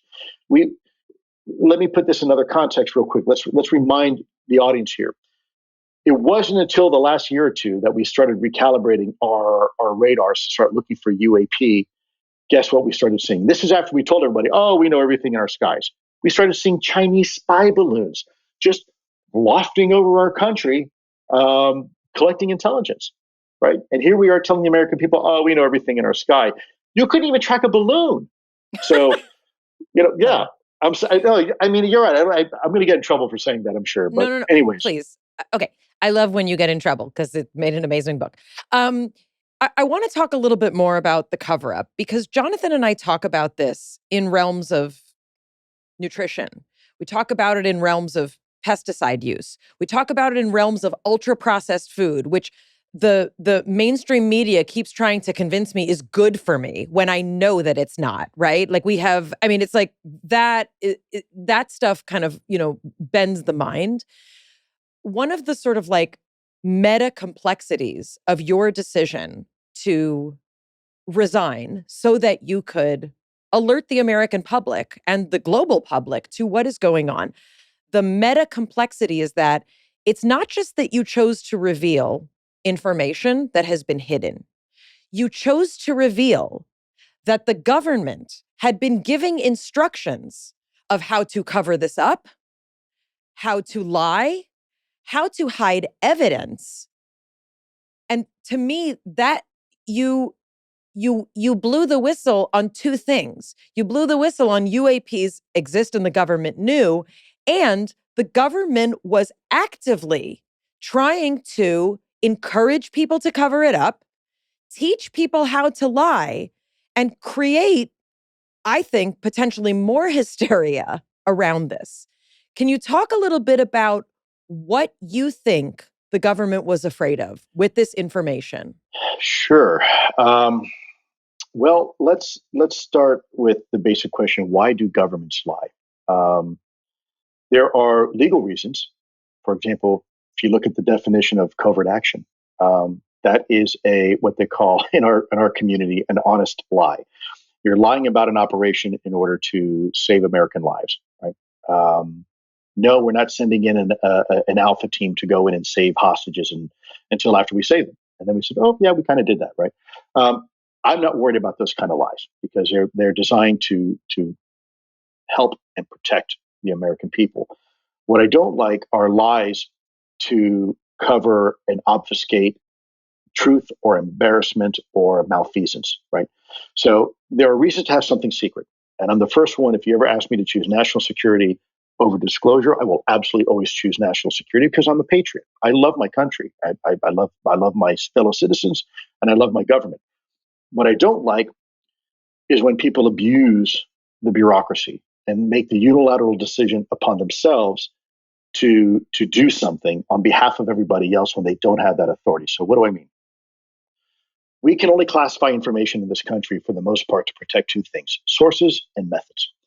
It is illegal to classify information simply because it's inconvenient to have the conversation or it's embarrassing or anything like that, or to cover up criminal action. It's actually legal. There are requirements to inform Congress from a budgetary perspective and an oversight perspective through certain committees, all intelligence and military operations. When someone in the government makes a decision on behalf of everybody else that they're not going to inform Congress, they're not going to inform the president, they're not going to do the things because they think they know better, that's the problem I have. No one has that authority. No one is above our Constitution or our law. Either our Constitution means something or it doesn't. And if it doesn't, you better let the American people know, because they know how to take care of business if they have to. So it's a very dangerous, slippery slope when someone begins to do that. I'll share with you a story when my father passed away last Father's Day, not this one, but the one before. And I got very close to my father towards the end, and he had cancer. He didn't tell me he had cancer, but I could tell towards the end he was dying. And so a month before he died, we had a chance to do a road trip, and so we drove from my home in Wyoming down to South Florida, down to Miami, where the rest of us Cubans live, and we went down there. And I asked my father about halfway through the trip, almost flippantly, and I actually feel pretty embarrassed about it now looking back. I said, "Dad, what do you think is the greatest threat to humanity?" Now I'm thinking to myself, it's a pandemic, a disease, maybe terrorism. Bad Cuban food. He said, "Yeah, right, bad black beans and rice." He said, "Son, it's corruption." I thought for a second. I said, "Corruption, like financial corruption?" He said, "No, corruption. Corruption is the act of sacrificing or giving up your own values in exchange for something, whether it's religious corruption, governmental corruption, financial corruption, moral corruption. Corruption is corruption. And when you do that, my father was a revolutionary. He was in the Bay of Pigs. He knows what tyranny is. He said, if you're in the government and you are corrupt, you start chiseling away the very foundation of what a democracy is. And once you start doing that, it's a very, very slippery slope down to tyranny. And he was right. He's absolutely right. And so this is why I think transparency and accountability is so important in our government. Also with this topic, not just with this topic, the UAP, but all topics, because ultimately that is the only reason why our government works, because we all have faith and confidence in our institutions. And if someone is circumventing that or short circuiting that process, that is a corrupt process. And that's not good for our country. And that's really one of the reasons why I'm so steadfast on UAP disclosure. Why do you think the government allowed you to declassify this information and allowed you to share this now? Can I give my answer before you give yours, Lou? Sure. I don't know if there had been anyone like Lou Elizondo before who had been given the kind of information that he was trusted to keep and protect, but also ultimately felt compelled to answer to a higher source. I mean, that's my answer for you, but I don't know what yours is. It maybe along those lines. I can't answer on behalf of the U.S. government. What I can tell you is that when I first came out, there were a lot of people really upset with me. A lot in the government. They're like, "Hey, man, don't come back here no more. This is you're not welcome back." But privately, people would reach out and said, "Hey, man, look, we're really proud you did what you did. The time has come for this conversation to occur. This is the worst kept secret at this point. We've got people that are almost colliding into these things with our aircraft. Someone needs to do something." As the conversation became more acceptable, you went from having whispers about UFOs in the back end of a skiff in the Pentagon to now people in the lunchroom openly talking about UFOs. Right. So that stigma and that taboo is now being dissipated, and there's a faction within the U.S. government that I believe, because I've spoken to them, that want the truth to come out. That this is not a conversation, like I said before, like it's like fine wine where you keep a cork on it. We're well beyond the expiration of this topic, and now we need to have this conversation with the American people, because I submit to you, there are pieces of this conversation that I don't want my government telling me what to think about it. Right? From a national security perspective, hey, that's cool. I'm okay with that, because that's your job. But from a philosophical, psychological, sociological, theological perspective, that's no one's damn business. That's the government's not. That's not their responsibility, and I don't want their business in my business. I want the American people to decide what that means to them from their perspective. Also, with all the footage that is surfacing more and more, it's harder and harder to really deny. And so we're creating a chasm between the footage that is available, people talking about it, podcasts that are talking about it, and a government who's like, they're losing credibility in the space if they're not willing to acknowledge some element of it. So we're at a collision point.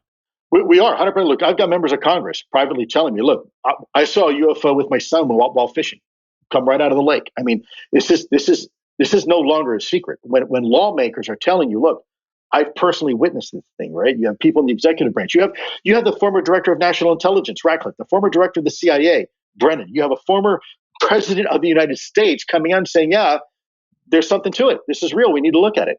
I mean, that's not me telling you. That's your government telling you. What do you think this intelligent life form wants with humanity? You know, you describe in your book that you have had experiences yourself, that your home was invaded by orbs over the course of 7 years. It was witnessed by your wife, your 2 daughters. You've had firsthand accounts. Like, is there a personal relationship that, like, hey, they know that you know stuff, so they're trying to interact with you? What do you, both personally and at a collective level, what do you think they want with humanity?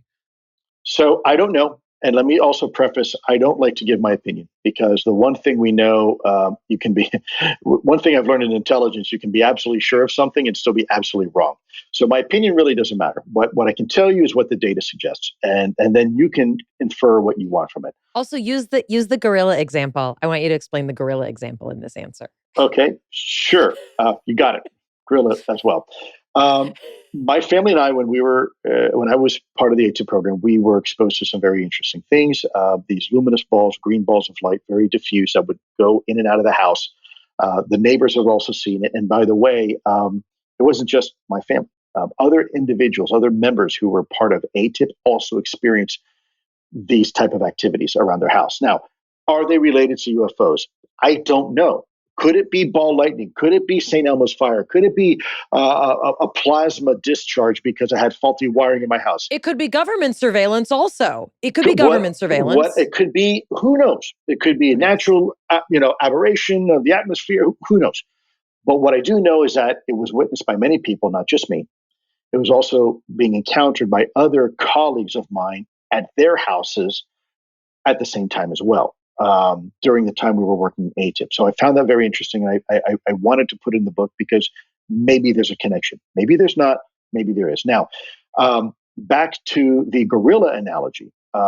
This is an analogy that was used to try to explain why someone may be interested in human development, right?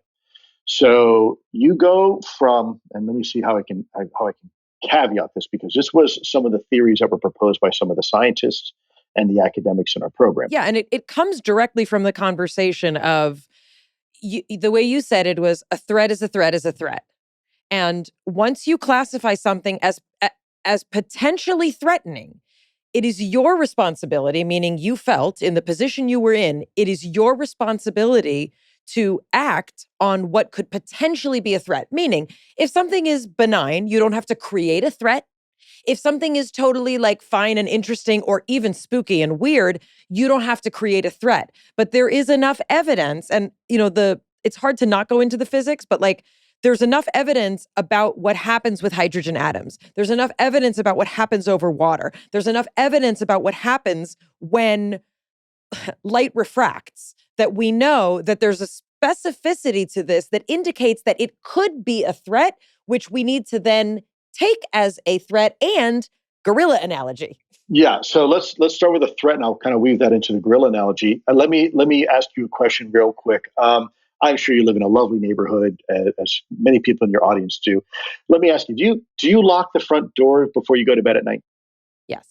Okay, I do too. And by the way, I think most people would agree, even though you don't expect anything bad to happen, it's just kind of a good idea. But long story short, some people may even go the extra step and make sure that the windows are locked, and they might even turn their alarm system before they go to bed. Let's say one Sunday morning you wake up to have a nice hot cup of tea or coffee, and as you walk downstairs, you notice size 12 muddy boot prints on your living room carpet.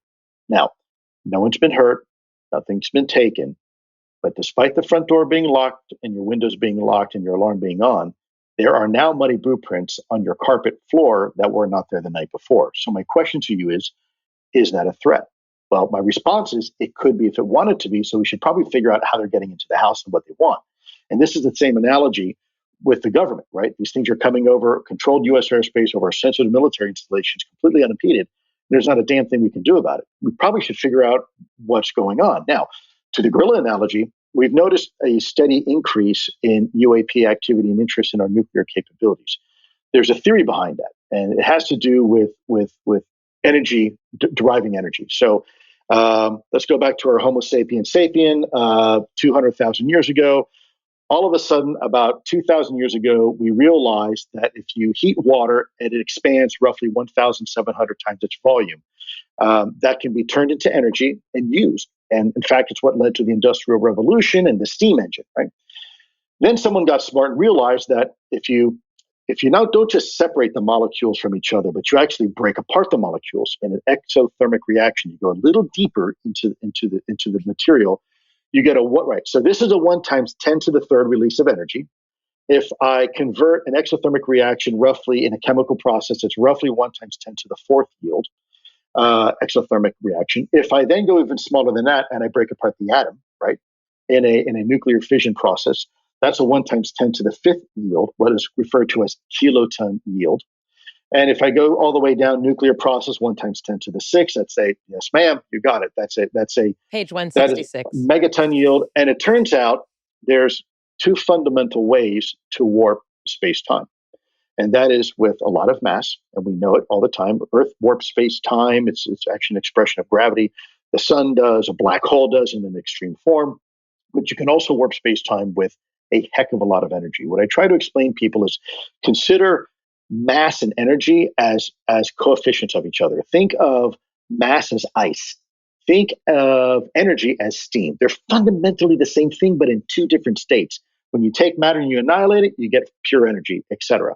So the more energy you have the ability to warp space-time. It just turns out you need a whole heck of a lot of it. How much? Well, if you talk to the people at the CERN and the Large Hadron Collider, they believe that they're now approaching those levels where they can start creating micro black holes in the laboratory. Meaning they can now start creating small pockets where you can literally warp space-time through energy to the point where you can create a small black hole, very, very, very at the nano level. So there's no danger there. The point being is that mass and energy can warp space-time, and it turns out that if these technologies are warping space-time, it's possible that any species that gets to a certain point in development, meaning they understand how the atom works. And once you understand the atom, you understand the nucleus. Once you understand nucleus, you understand quarks. Once you understand quarks, it's a very quick process. It may be a matter of fait accompli. If you don't destroy yourself in the process within 600, 200, 500 years of discovering the secrets of the atom, you may now be able to replicate that technology. You may be able to warp space-time in a way that allows you to do the things that we are seeing these UAP doing. And if that's the case, is it possible that our friends from out of town are monitoring us? Are they watching us? Are they looking at us and saying, okay, the little monkeys here that look cute in the exhibit there, chewing on the banana, they're nice because they're over there, they're stuck in their cage. But what happens when that little gorilla figures out the zookeeper dropped the key to the cage, to the enclosure, and now day by day, he's getting closer and closer to turning the key and the relationship that key has to the cage. Well, it turns out that once that little gorilla figures out how to get out of that enclosure, you've got an entirely different situation on your hands. You've got a 600, 800-pound silverback gorilla. You got Harambe now on the loose. So better hold on to little Johnny, because now you've got this monkey that's loose in the zoo. And who knows what he's going to do. Let's face it, we are not necessarily a very peaceful species, right? Pretty much every invention we have, we figure out a clever way to use it against each other. So maybe one of the theories is that they're just monitoring our development. Are we really ready to have that kind of technology available to us? If you look at some of these countries out there, maybe even our own, some would argue, no, we're not. You mentioned some of these things that we do to each other, whether it's through food and anything else. We do a lot of nasty things for profit. We have done a lot of nasty things in all in the vein of science and humanity and evolving as a species, but they haven't all been very nice, have they? And so we have to ask ourselves, are we really ready for this technology? If that is a real concern, what does that mean for us? Are we really ready to go out and meet our neighbors? We haven't been really good to ourselves inside the house. We have a pretty messy home. Are we really ready to go out and shake hands with, the person next door?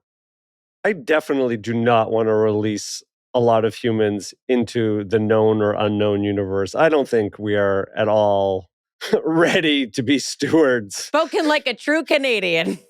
Everyone should stay home and get better at living on Earth. Well, I wonder, Lou, can you speak a little bit to the patriotism of this? Because, it's especially a really interesting time in our country right now to think about what does it mean to truly love this country, to truly love humanity, right? And this is not about politics, because Lord knows if I could figure it out, I wouldn't be sitting here with Jonathan. So, but we're having a lot of conversations about what does it mean to defend the Constitution? What does it mean to be a loving American? What does it mean to tell the truth about what is happening? And you could say this on either side and everywhere in the middle, right? But what's fascinating to me from what you just said is, I'm a lover of humanity, but a lot of people behave in ways that are very, very harmful. And I mean that on a personal level. I mean that on a community level and on a government level, right? And part of what you did, and part of the sort of the penance that I believe the government had to give, not just to you, but to the American people, was to say, we don't get to keep pretending that everything is okay. We don't get to keep pretending that we're the smartest government in the world and we're the most humane army in the world. No country can claim that, right? But I wonder if you can talk about where this fit into, especially as, your dad was an immigrant and you served this country. You laid your life on the line over and over and over for people you didn't know, for governments that you didn't understand, and for causes that may not have even made sense to you, right? How is revealing what you chose to reveal the way you revealed it an act of patriotism? Sure. Well, let me pile on to your first observation. I agree with you. I often tell people I love humanity. It's humans that I don't particularly like, but I love humanity. I think to be a patriot, you have to do things sometimes that don't seem very patriotic at the time. Um, I took an oath to defend this country from all enemies, foreign and domestic, and to serve the American people. I take that oath very seriously. I have not yet ever been relieved of that oath. It is a lifelong oath that I took. And it turns out that the enemy in some cases was the bureaucracy. We have a responsibility to speak truth to power. Why is that? Because this is a government that is for the people and by the people. And if you forget that, then you shouldn't serve the public interest. You shouldn't be in government. The American people are as the American people, the government serves us. We do not serve the government. And we forget that because we rely on the government to make decisions for us. And sometimes the government may go beyond their authorities and in the interest of the public make decisions that really aren't in the interest of the public. And frankly, it's not up to them to decide. It's up to us, the people, to decide. And so, my idea of loyalty came from, look, I'm the first one to tell you, I went to war so people could be who they want to be and what they want to be. Just don't tell me what I have to be, but I'll defend your right. I don't care if I agree with it or not. I'll defend your right and your life so you can do it and put my life on the line deliberately so you have the right to express yourself however you want to do that. What I don't agree with is when, people force and governments force their interpretation of rights on me, right? I don't want the government to tell me that, this is a certain way of expected behavior towards certain things. The government has a long history of doing good things, but it also has a long history of doing bad things. I mean, look from the medical perspective. Look at the syphilis experiments we did. We let people die when we had cures, just so we could see what would happen. Right? Human beings. We did things where we tested LSD on the public, to see what would happen. Then we made LSD illegal when people started having transcendental experiences and wanted to be loving and kind to each other. Right, exactly. And so, we don't always make the right decision. And at the end of the day, I tell people, look, if you're mad at your government, look in the mirror because it's up to you to change it. If you don't like it, then do something about it. Don't sit back and just cry about it and say, oh, it's all their fault. Do something. Get up. You've got a voice.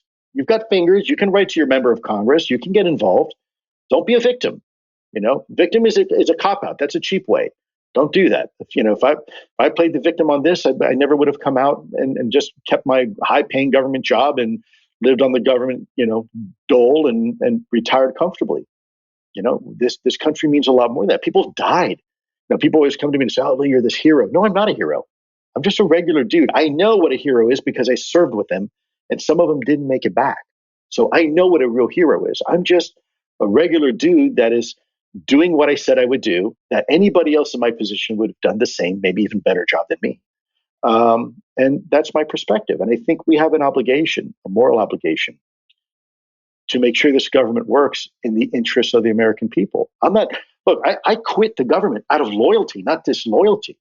I quit to finish the very job they gave me in the first place. I don't want to destroy anything. I'm trying to fix it. And it's tough because, it's not like a car. When your car overheats, you can take it to the shop, they put it up on lifts, and, they can take the engine apart and replace the water pump. We've got to fix it while the car is doing 80 miles an hour down a highway with kids inside. That's a lot more difficult to do. And so this is kind of what motivates me to do what I'm doing. It's just have the government do what it's supposed to do. I'm not asking for a lot. Just work right. And if the government at the end of the day talks to Congress and the American people say, "Hey, this is great, but you know what? This is not really our priority." Cool, fine. But you know what? At least you had a chance to make that decision for yourself. It wasn't made by some bureaucrat sitting in some office that doesn't want you to know. And so that's what it means to me to be a patriot and to be loyal.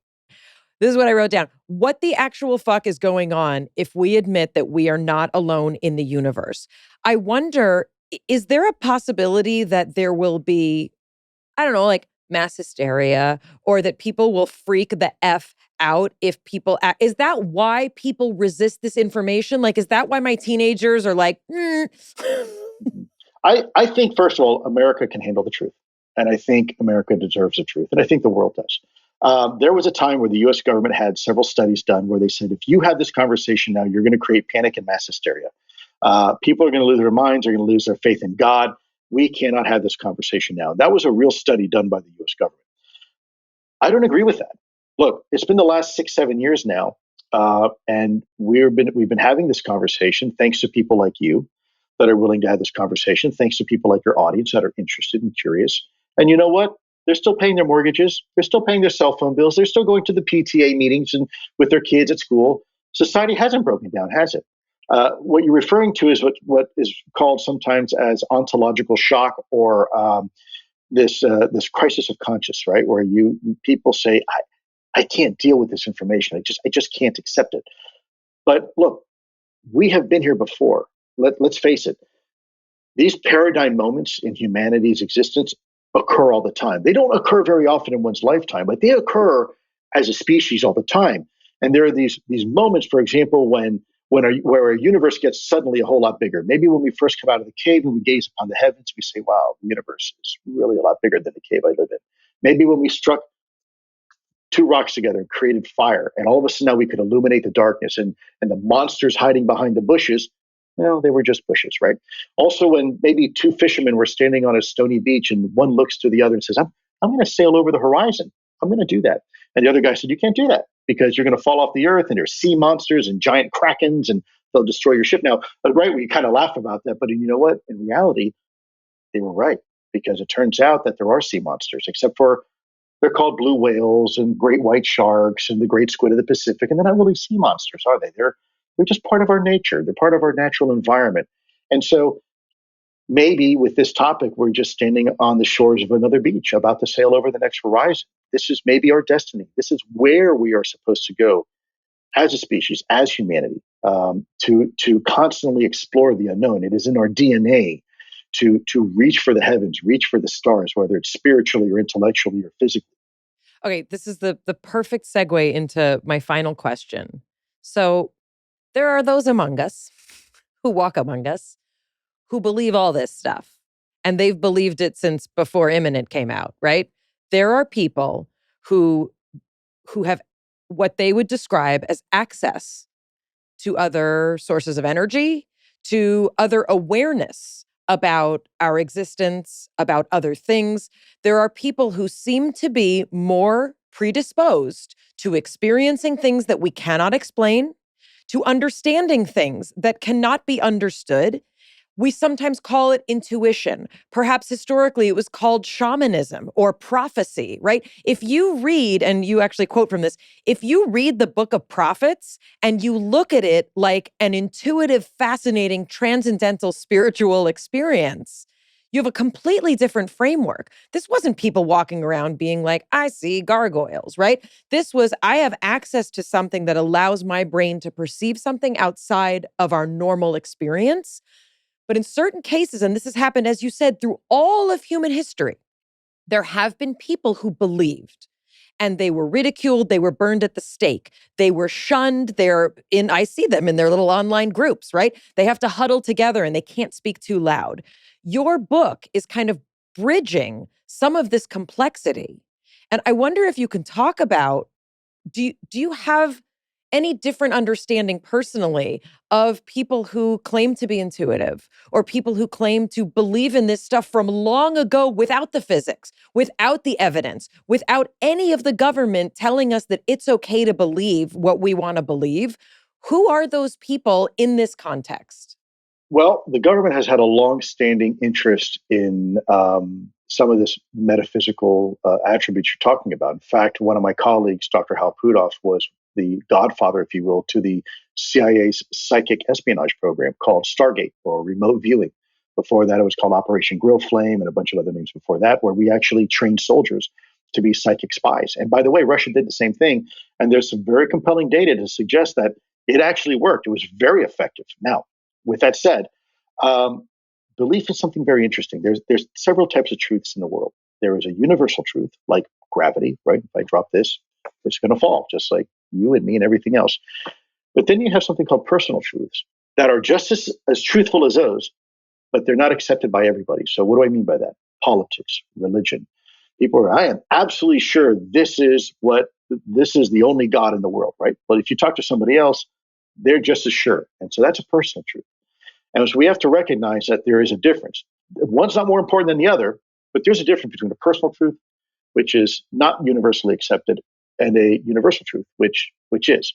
And then we have to understand that there are aspects to the human being that is beyond the physical body and our mind. What do I mean by that? Well, if I get into a car accident, I lose a limb, I'm still Lou.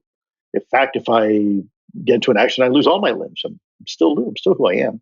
And if I get a traumatic brain injury, and now I've got cognitive issues with my intellect, the essence of Lou is still there. I'm still Lou, right? So it's not really my intellect or my body that defines who I am or who you are. There's something else. There's something that is more indelible, something more intimate that defines us. And when people say, "Well, that's nonsense," well, let me ask you a very simple question. I'll ask you: do you love your children? Yes. How do you know? Prove it. Right now, my point being is I breastfed for a combined 6 years, Lou. I really, really loved them. Yeah. No, it's a trick question. My bone marrow, they got it all. Yeah. No, it's a trick question. My point is that we all recognize love, and yet we all will describe it a little bit differently. It's very elusive. How do you prove it? You can't. And yet it is a universally, unless you're sociopathic, perhaps, it's a universally accepted. Just on the weekends. Attribute that is beyond. In fact, love doesn't even make logical sense. It actually sometimes works counter to like this maternal instinct that only a mother has, right? Where you're willing to lay down on the railroad track to protect your child. From a biological perspective, that doesn't make sense because you're putting yourself in harm's way, and yet it is real. And so there are fundamental attributes of a human being that you can't touch it, you can't taste it, you can't hold on to it, and yet it is the primary motivation many times for doing what we do as a human, as a species, right? I think we have to be very careful. Look, we realize, going back to the original analogy, most of reality lies beyond our five senses. Okay, that's just a fact. So we should probably embrace that understanding sooner rather than later. And if you don't believe it, use your cell phone. That's proof. I mean, that's working off of frequencies that are beyond our comprehension. And yet they are enabling this conversation we're having now. Imagine this: electrons are flowing through a wire, then going through there's an electromagnetic pulse that is going through the sky into space, bouncing off of a satellite, hitting another satellite, coming down to a ground station, going through fiber optics, being transmitted to light, coming up to your computer, and bam, you and I are having this magical conversation, and we are separated by thousands of miles, right? Magic, or just progression, right? A lot of things that seem magical today is really just tomorrow's technology. But then there's the other part, which is the unexplainable. That part of us that's not technologically based, it's spiritually based. It's a reason why some people are gravitated towards the Torah and the Talmud, or you gravitate to the Bible or the Bhagavad Gita or the Quran. Um, because there's something there in the soul, the spirit, the id, the chi, whatever label du jour you want to give it.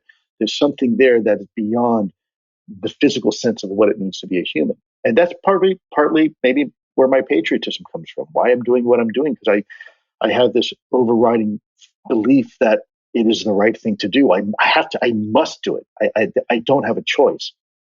And so to kind of close that loop, if we look at people who are intuitive, if we look at people who historically would have been shamans, right, would have been healers, it could be, and you talk about this in the book, is it the caudate putamen? Is it like, are there parts of the brain that we Sure. can hone in on and say there are people who are more either susceptible, or you might say like, oh, easily gullible, so suggestible, but maybe they're actually more open. Sure. Look, there's a couple experiments that were done. Fascinating, by the way. If I, let me ask you another little test here, real quick. And by the way, it's not a trick question. There's no right or wrong answer. But if I were to ask you in the most simplest terms that you know, either one of you, in fact, a sentence or less, few words as possible, what would your definition of the past be? It's the things that happened before this second that I'm speaking in right now. Perfect. How about things that have already occurred? Mm-hmm. Right, a past. And by that same logic, what is the future? Things that haven't happened yet, right? Only if you believe in a linear nature of time. We're getting there. Good. So you're tracking. This is where we're going. So, what is the present? Well, the present isn't really a moment in space time.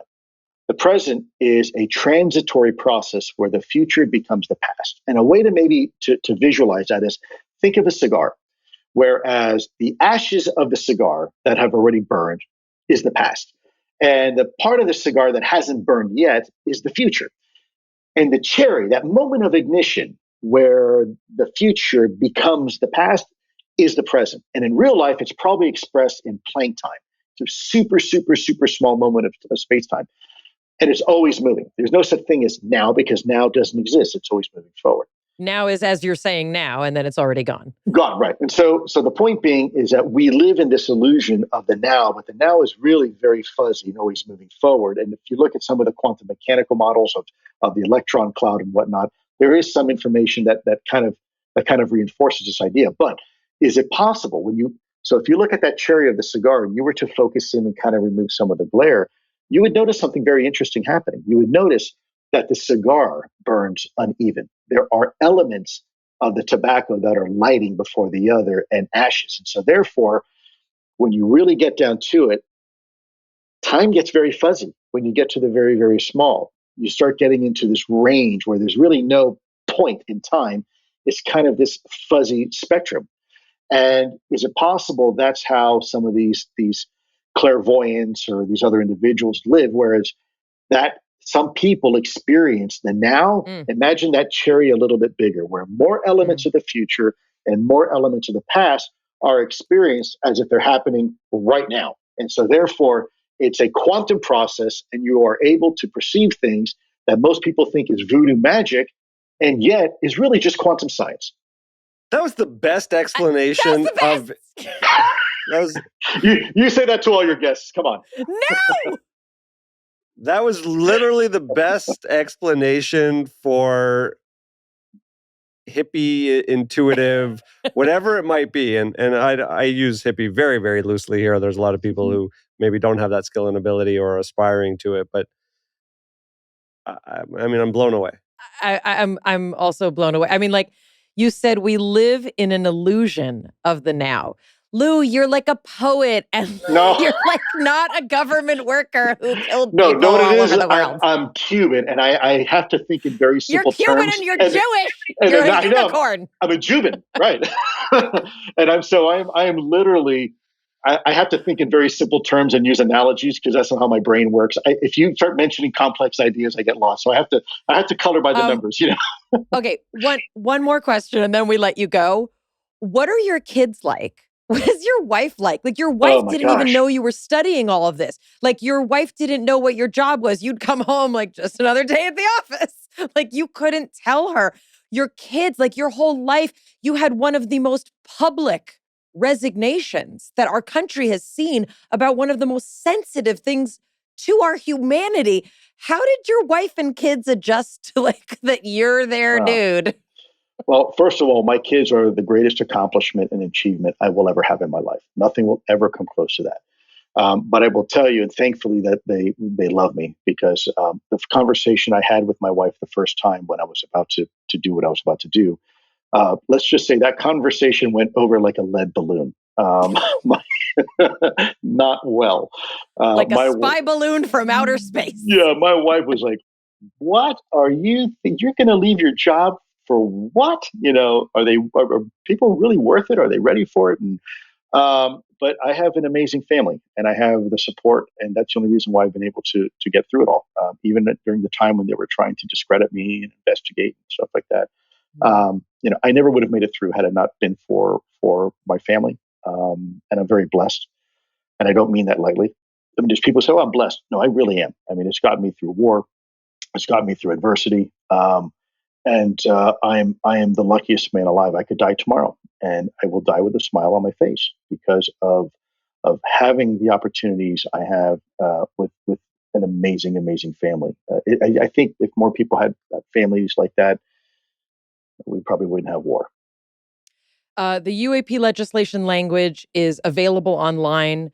The UAP Disclosure Act was eventually signed in 2023 by President Biden, which says that Congress has to approve taxpayer money being used for UAP research that we don't know about, and national archives have to collect government documents and unidentified anomalous phenomena, technologies of unknown origin, and non-human intelligence.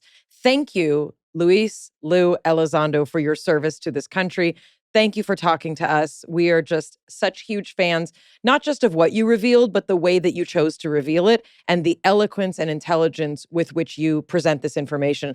The book, Inside the Pentagon's Hunt for UFOs, Imminent, by Luis Elizondo, former head of the Department of Defense's Advanced Aerospace Threat Identification Program and American hero.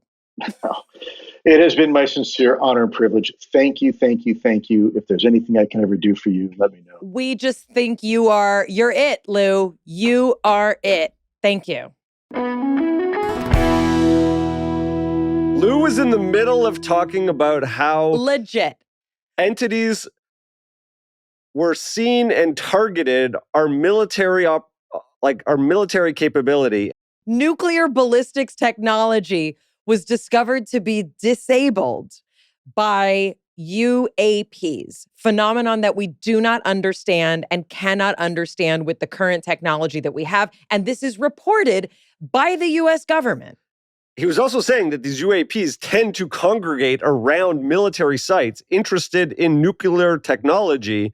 And as he's describing it, sound goes out. Disabled. He was disabled. He was taken from us. Here's skeptical breakdown number one. Maybe this is technology that the US government is developing. And that's why when people find it, they're like, we don't know what this is. And scientists are like, we don't know what this material is. And what is this slimy, translucent substance that keeps showing up? And why are animals being killed in a way that we literally cannot explain by any technology we know? The answer could be the government, you don't get to know everything the government's doing. And they have technology you don't know about. And it's for your own good. Like, just sit there and look pretty, American people.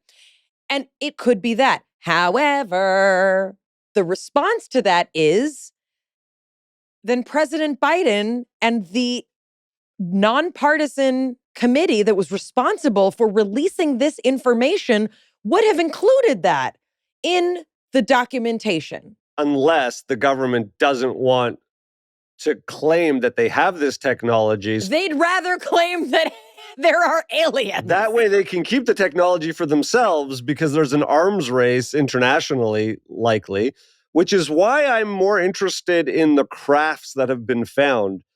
And that, I've heard that each country has a collection of these crafts that cannot be named, and that they're all trying to understand them, analyze them, and then replicate and reverse engineer the type of technology that has propelled them, which seems to be unknown to us right now. Correct. And what Lou says is that government investigations are not like academia. So for those of us who spent any time in college or in graduate school, or honestly, even in high school or junior high school and high school feel a little bit more like the military, I think. And I went to public school and had a great time. But when you think about an academic institution, you think about an institution that thrives on different opinions, challenging opinions, things that are outside of the realms of our current understanding so that we can understand them better, and an exchange of information, specifically between disciplines and departments. In the government, there is not the same kind of free exchange of ideas and disciplines. Before we booked this guest, before you got the book, if someone had asked you, do you believe in aliens, what would you have said? I would have said no. I would have said, I think that there's things that we can't explain, which is, I think, a very diplomatic thing for a scientist to say. And I think I would have assumed, for some bizarre reason, that everything I needed to know, the government would tell me. After 3 years of this podcast, you would have thought that?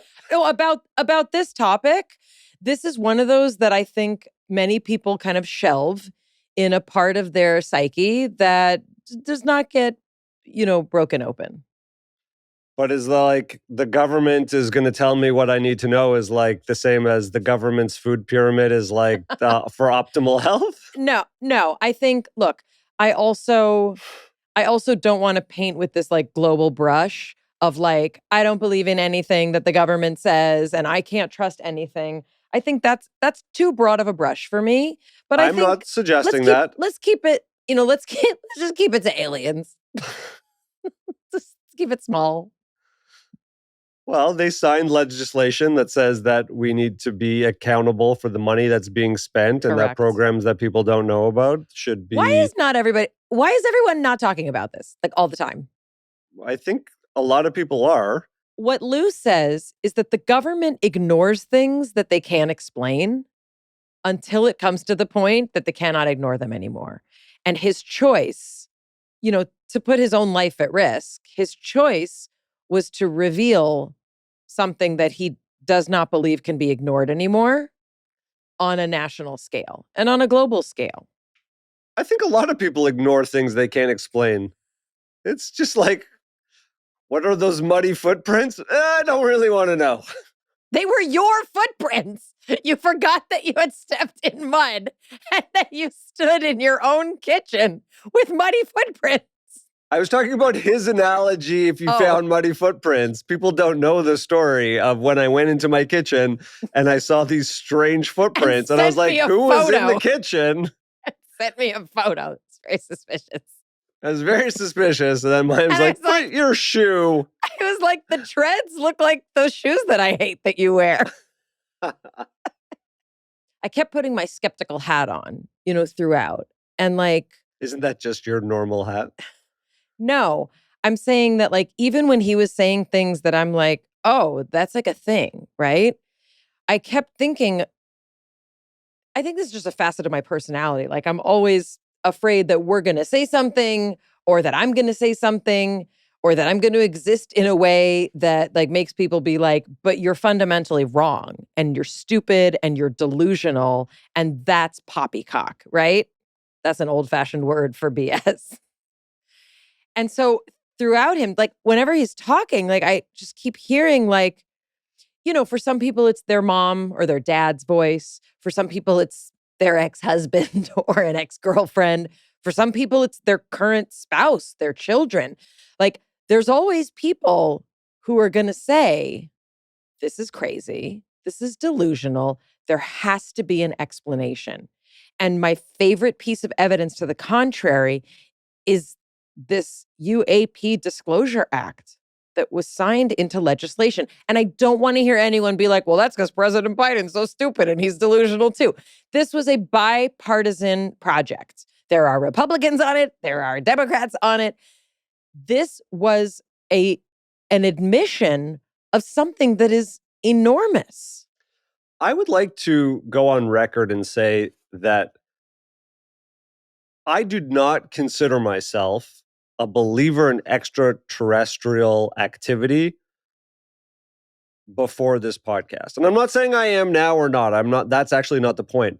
The point is that I was never really interested in this line of questioning. It felt like conspiracy stuff to me. It really did. Military conspiracy. Some guy who doesn't like working for the government anymore got mad, was sad that the government sent him to fight wars we shouldn't have been fighting, and wants to get revenge. That's what I thought. I didn't even go that far. I was just like, I'm not really that interested in the aircraft that moves at this rate and this and that and the other thing. And okay, the thing in Brazil where everyone gets vaporized and they're rushed to the hospital, and there are these people who all have this different account of the type of, entity or figure that they see, and then touching those people who got close enough have this radioactive poison almost, and there's like all the I don't watch those documentaries. Like, I acknowledge they exist.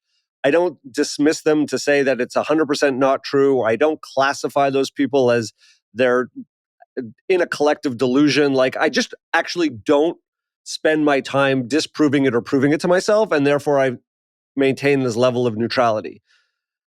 And I think that's important because, you sometimes classify me as this sort of out there person. And really in this subject area, like, I was never really interested in an enormous amount of sci-fi growing up. And so when I come to this subject matter, I come from a place of being fairly neutral, being open-minded, not being overly skeptical, but also not really embracing, the enormity of the information out there. And I've seen some of the videos.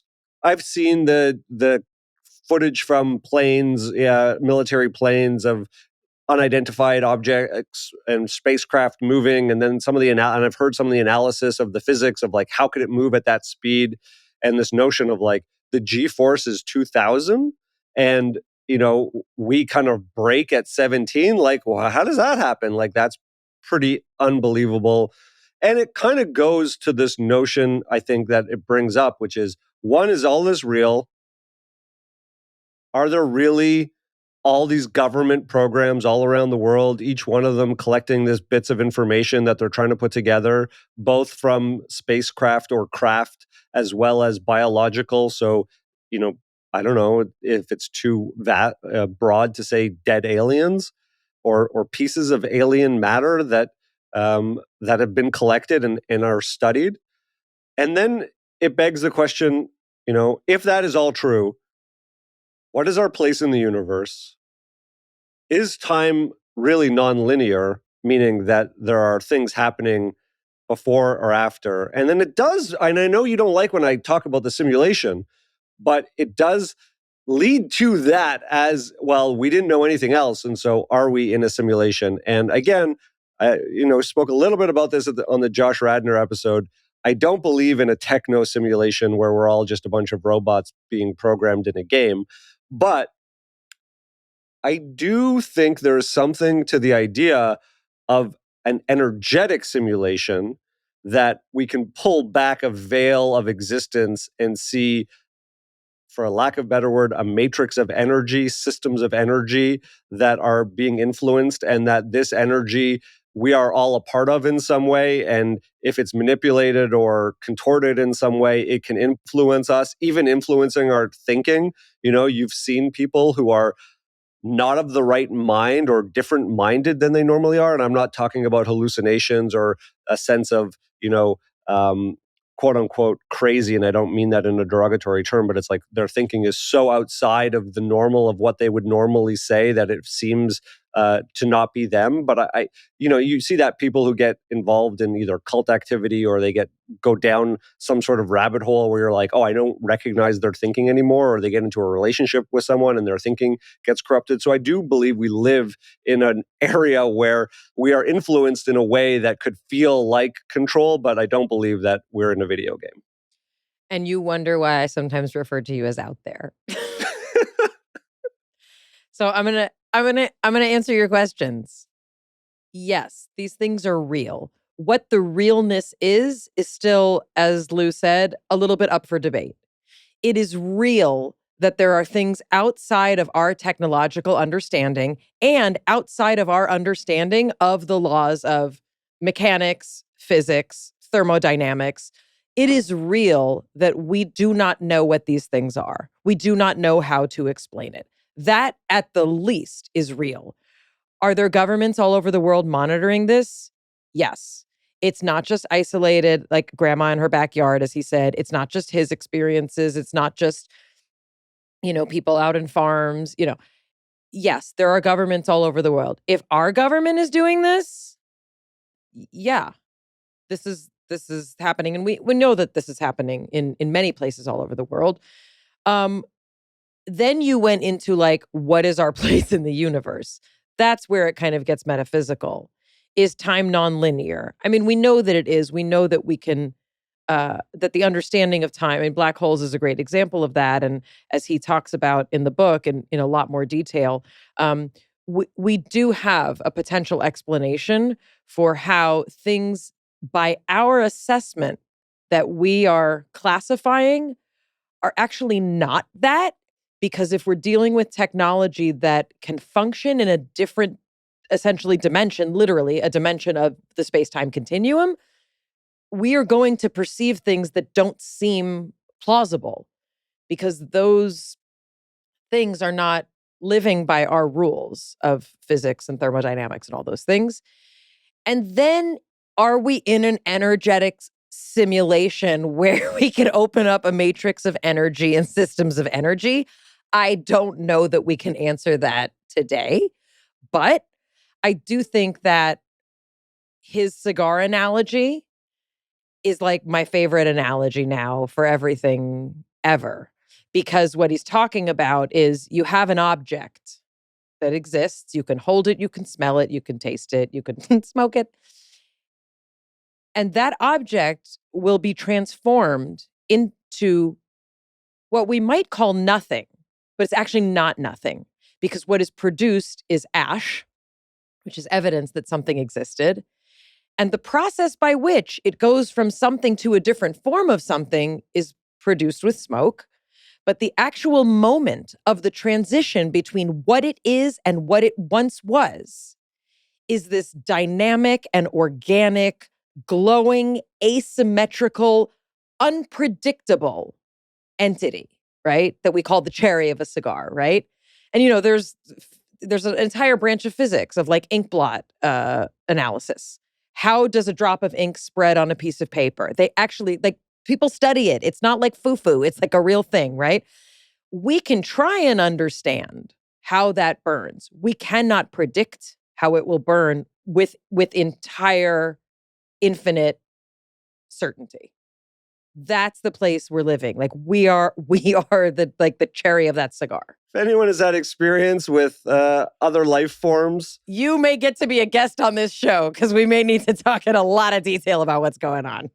Post in the comments. Let us know what is up. If you believe in what has been talked about, post in the comments. Also, if you don't believe, if you're like, yo, you guys have gone off the rails. I used to trust you, and now this has gone way too far. Let us know. I'm curious who you're listening to, who you're reading, what other guests are talking about this. There is a lot of information out there more. I think we did hit an inflection point where it's harder and harder to keep these types of secrets because of the video footage that is being shown all the time. Yeah, truth is out there, folks. From our breakdown to the one we hope you never have. We'll see you next time. It's Mayim Bialik's breakdown. She's gonna break it down for you. She's got a neuroscience PhD or two. One fiction, one and now she's gonna break down